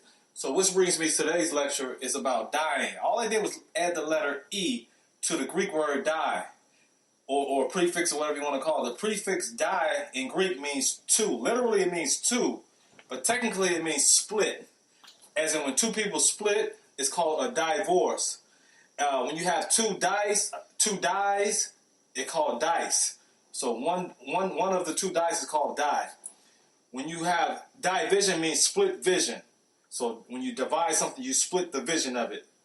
Diversity, you have split or many. It's not when you say, oh, we have a diverse culture, you don't mean two different cultures. You mean more than two. Two or more is what it means. So it means to split. Just like the word several. It has the word seven in it because it implies seven. When someone says, I have several keys or several cars or several this, they may mean seven, but it can mean anything. It can be seven or more. So several just mean more than a few. All right? So to bring you back to the word die, so when you go to the Genesis story, it says, when God tells Adam or Eve, however the story goes, you can read it, if you eat from the apple, you will surely die. What they're talking about, you're going to split in two. What happens is your higher self splits from your lower self. Some of your energy or some of your soul gets trapped down here in the body while the rest of it stays high, where you have to reunite with it. So your whole journey down here is another word they trick you with. It's being holy. All that the word holy is the word whole. All they did was took the silent letter W off of there, made this a long E. They just changed the E into a Y. That's it. The word whole. So you split into or split, period, because there are many versions of you. It's not just two versions. So that's another lecture too. It's a different version of you on different planets and so on and so forth. But just for the point of this is just know you split. So what you have is, and just to bring you to some of the Masonic stuff, in Egypt, which is, in Greek is called Egypt, but really it's Kemet. So in Kemet or Egypt, it was the word for soul is similar to the word for ram, R-A-M. So the word for soul and ram is similar. So what they would do in some of these allegories is use the word ram or lamb, like Jesus is the sacrificial lamb, or the Aryan or Aries. They would use a ram. So in Masonic lore, they have Hiram. Hiram is a high ram. He's your higher soul that's been knocked in the head and that's asleep in a shallow grave or dead. You know what I'm saying? So it's pretty much because sleep is the cousin of death. So he's not really dead. He's in a shallow grave ready to be resurrected. Same as Jesus. Jesus died in Golgotha. Golgotha is basically the base of your skull. It's your medulla oblongata. So I mentioned your brain stem. Because after your 33rd vertebrae, remember Jesus died at 33, you have your brain stem. So the medulla oblongata or Golgotha or Calvary is right here. So what you're trying to do is raise this up from the base of your spine, and don't let it stop here. You got to bring it to the front of your forehead, to your pineal gland. So that's what that story is about. All right? So the apple that's being eaten, whenever you say an apple in any story, is basically meaning pentagram. Penta means 5 letter or 5 lines. So gram means word, 5-letter word, so on and so forth. So what happens is they use this symbolism because when you cut an apple in half, you'll see, well, some of the old apples right now it's kind of funny with how they play with the fruit. But when you cut an apple in half, you'll see 5 seeds. So this became to symbolize in some of these allegories as the pentagram or when you incarnate. So when you get the word pentagram, pent means 5. So you have an arm, leg, arm, head. So we're based on the 5 or the PHI system. So when you repent means reincarnation. You're basically repentant again. You're getting your 5 limbs again. So whenever I say you repent for your sin, you really repented for your skin. The whole story is really you fell into skin, not sin. All right? So your skin is your sin.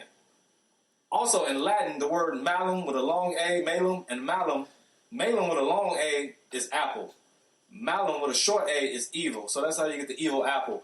You can also see this apple thing in either Sleeping Beauty or Snow White. I believe it's Snow White, about the poisonous apple.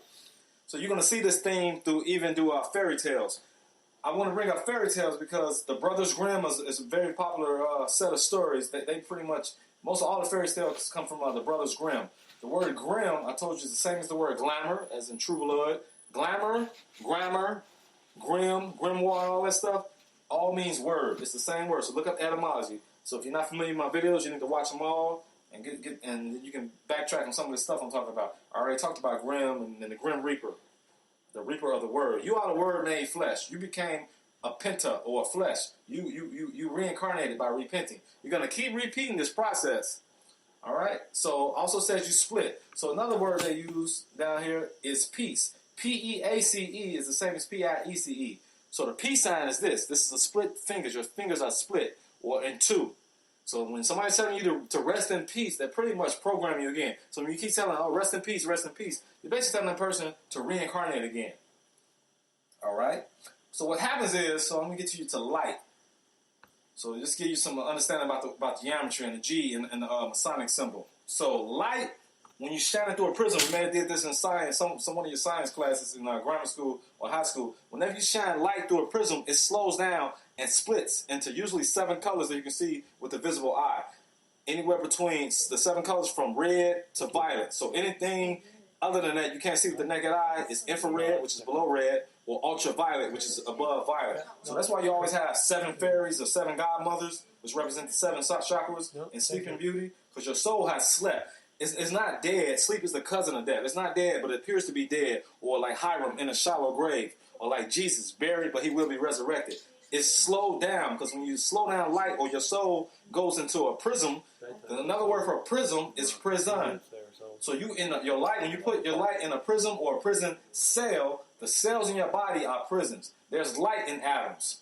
So when you shine light through these cells, it slows down, and you got what we got here is bodies, dense matter. So it slows down and becomes dense. So that's what happens is light becomes sound, sound becomes shape or geometry.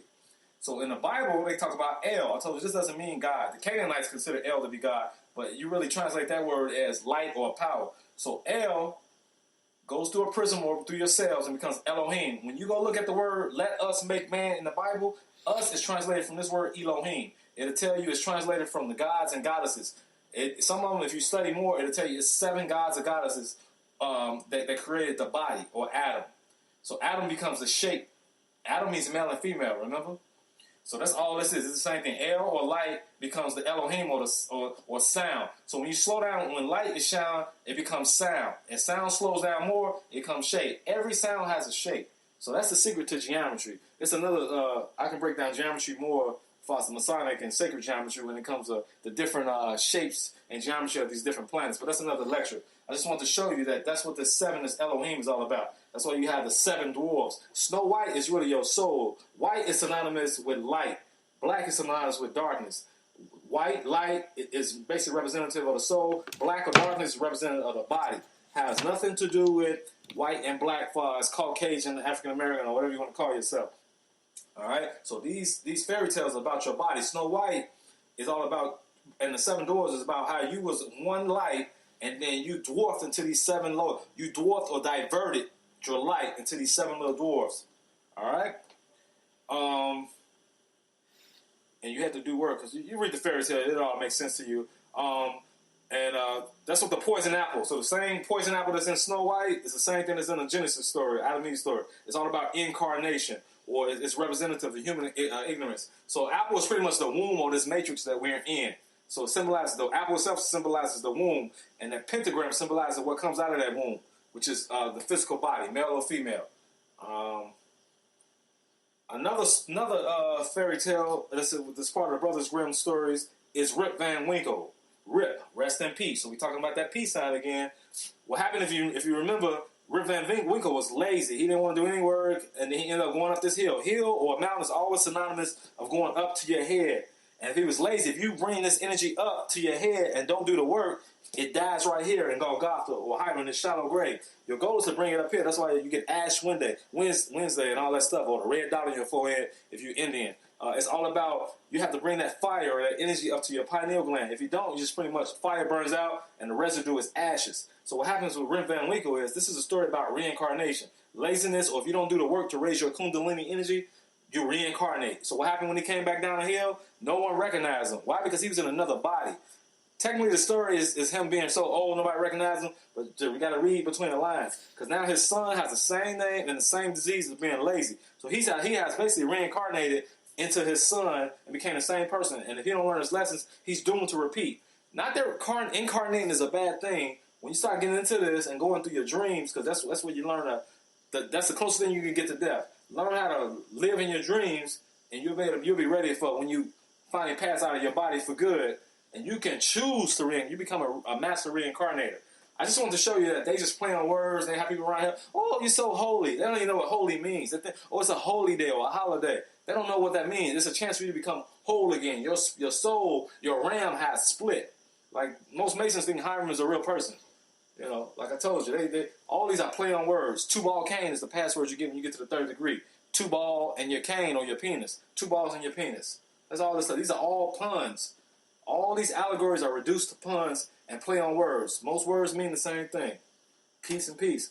You all this time you've been talking about cells in your body. Those are prisms. You got light. That's how they make the atomic bomb. They studied how a cell or atom lives, and they extracted the light and all that other stuff in it. It's light inside every cell, but it's so dense, so it slows down. Another thing is about portals. You have many portals on your body besides the big ones, but that's what your pores are. Pores are portals. So once you start to learn how to travel out your body and enter in your body from different spots and through your dreams, that's a whole nother lecture. That's a little bit deeper. But I just want to break all that down. I hope that makes sense. I always like to recap. The point of this lecture is to give you another view of what Adam and Eve means, and so you'll know that you don't die. You are the Alpha and the Omega. Your body may pass on, but your soul has been here before your body. You have no beginning, no end. Just like Melchizedek is not born of a woman. If you look at the Bible, Jesus comes in the line of Melchizedek. So look up Melchizedek, and so on and so forth. So these are different little orders that will teach you about this. No beginning, no end. Just play on words. D-I without the E. Holy without the W. Your whole thing is that you split when you came into skin, and now you're trying to become whole again unless you choose to repent or reincarnate. I hope this helps. Just at the end, FYI, I see I got more subscribers. I don't know when the last time I did a video. I used to interact with you guys, but I no longer do. It became a little bit frustrating because people kept going back to the same thing. They only want to talk about the Bible, and they were stuck on being religious. I'm not a religious person. If it's hard for you to get around that, your ego won't release that block, just go by the... That's why I always bring up fairy tales and these comic book stories. All your stories are in fairy tales and comic books if you don't want to deal with the Bible stories. So... whatever helps you, if that's what you want. Or you can just use this for entertainment. Oh, that's interesting. I never thought of it that way. All right? If you still think holy doesn't mean this, or die needs to die, then so be it. You'll die, and just keep on coming back. You just won't remember. All right. Hope this helps. More videos to come. I got a couple more ideas for you, and I'll expand, like I said, on that Masonic stuff in another video.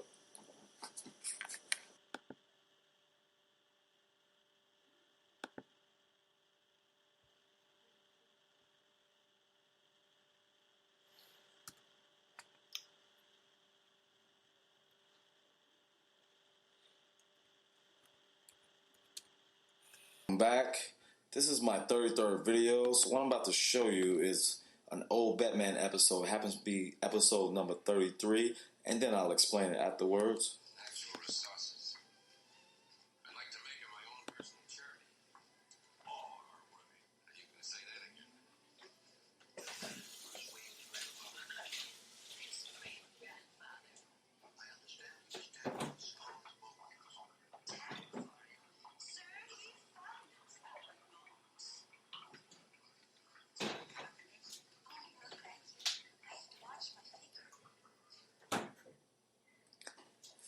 Alright, so that's basically a short 33-second video.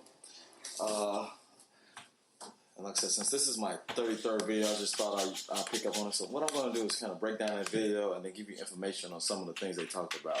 Alright, so just like I stated, it was Batman episode number 33. So that 33 is a significant number. It's basically a master number. I'll give you some later on that. But the name of the episode was called Fine Finny Fiends. Alright? So that's FFF, which equals 666. If you notice my numerology video, I did something on numerology with the magic squares when I tell you how to make the sigils with the magic squares. There are only really 9 real numbers. 0 really means nothing, which is why they say God is love, love is nothing. That's why in tennis, when you have a score of 0, they always say blank to love, or love 40, or love 30, or something like that. Love is always nothing or 0. It doesn't mean nothing how we come to think of it. It means no thing. So you can, once you start to define or define God, that's when you limit the source.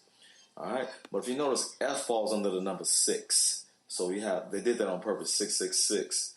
And just to go on to point out, FOX is Fox. So you know that network is a 666 network, so on and so forth. All right.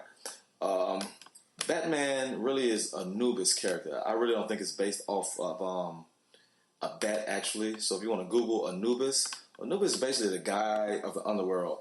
Some of the mythologies, Osiris replaced him, but really he's the one who guards graves and cemeteries, and he guides the souls from physical life to the spiritual world, and weighs them and see if they're worthy of which way they're going to go, whether they're going to incarnate or go on to the source. He's also known as the embalmer. He supposedly helped embalm Osiris when he died. So basically, three goals of an embalmer is the sanitization, presentation, and preservation, or sometimes restoration. So basically, he cleans the body, gets ready to present the body, and restores it to its original light set. So basically, it's an allegory for basically getting you ready to go back to home to your source. All right. I don't know if you heard in the video. You can also Google this on your own and watch. There's several people who taped it and showed that same video. But so you can Google it again if you couldn't hear it. But one of the things it said was that Batman's grandfather founded the Skull and Crossbones, and you notice he had a Y on his shirt on that picture. So basically, it's a secret society at Yale. Both the Bushes belong to it. John Kerry. As I tell you, politics is not real. I mean, John Kerry and Bush, they're basically secret society mates. So, and even nowadays, what's his name? What's the dude? Barack Obama. advisor. He has the same advisor as George Bush, Zbigniew Brzezinski. So it's fake. It's just as real as wrestling. If you believe wrestling is real, then so is Democrat against Republican. All right. So if you look up the skull and crossbones, they sometimes put this little saying next to it. It's a Latin saying, memento mori. It basically means remember you are mortal and remember you must die.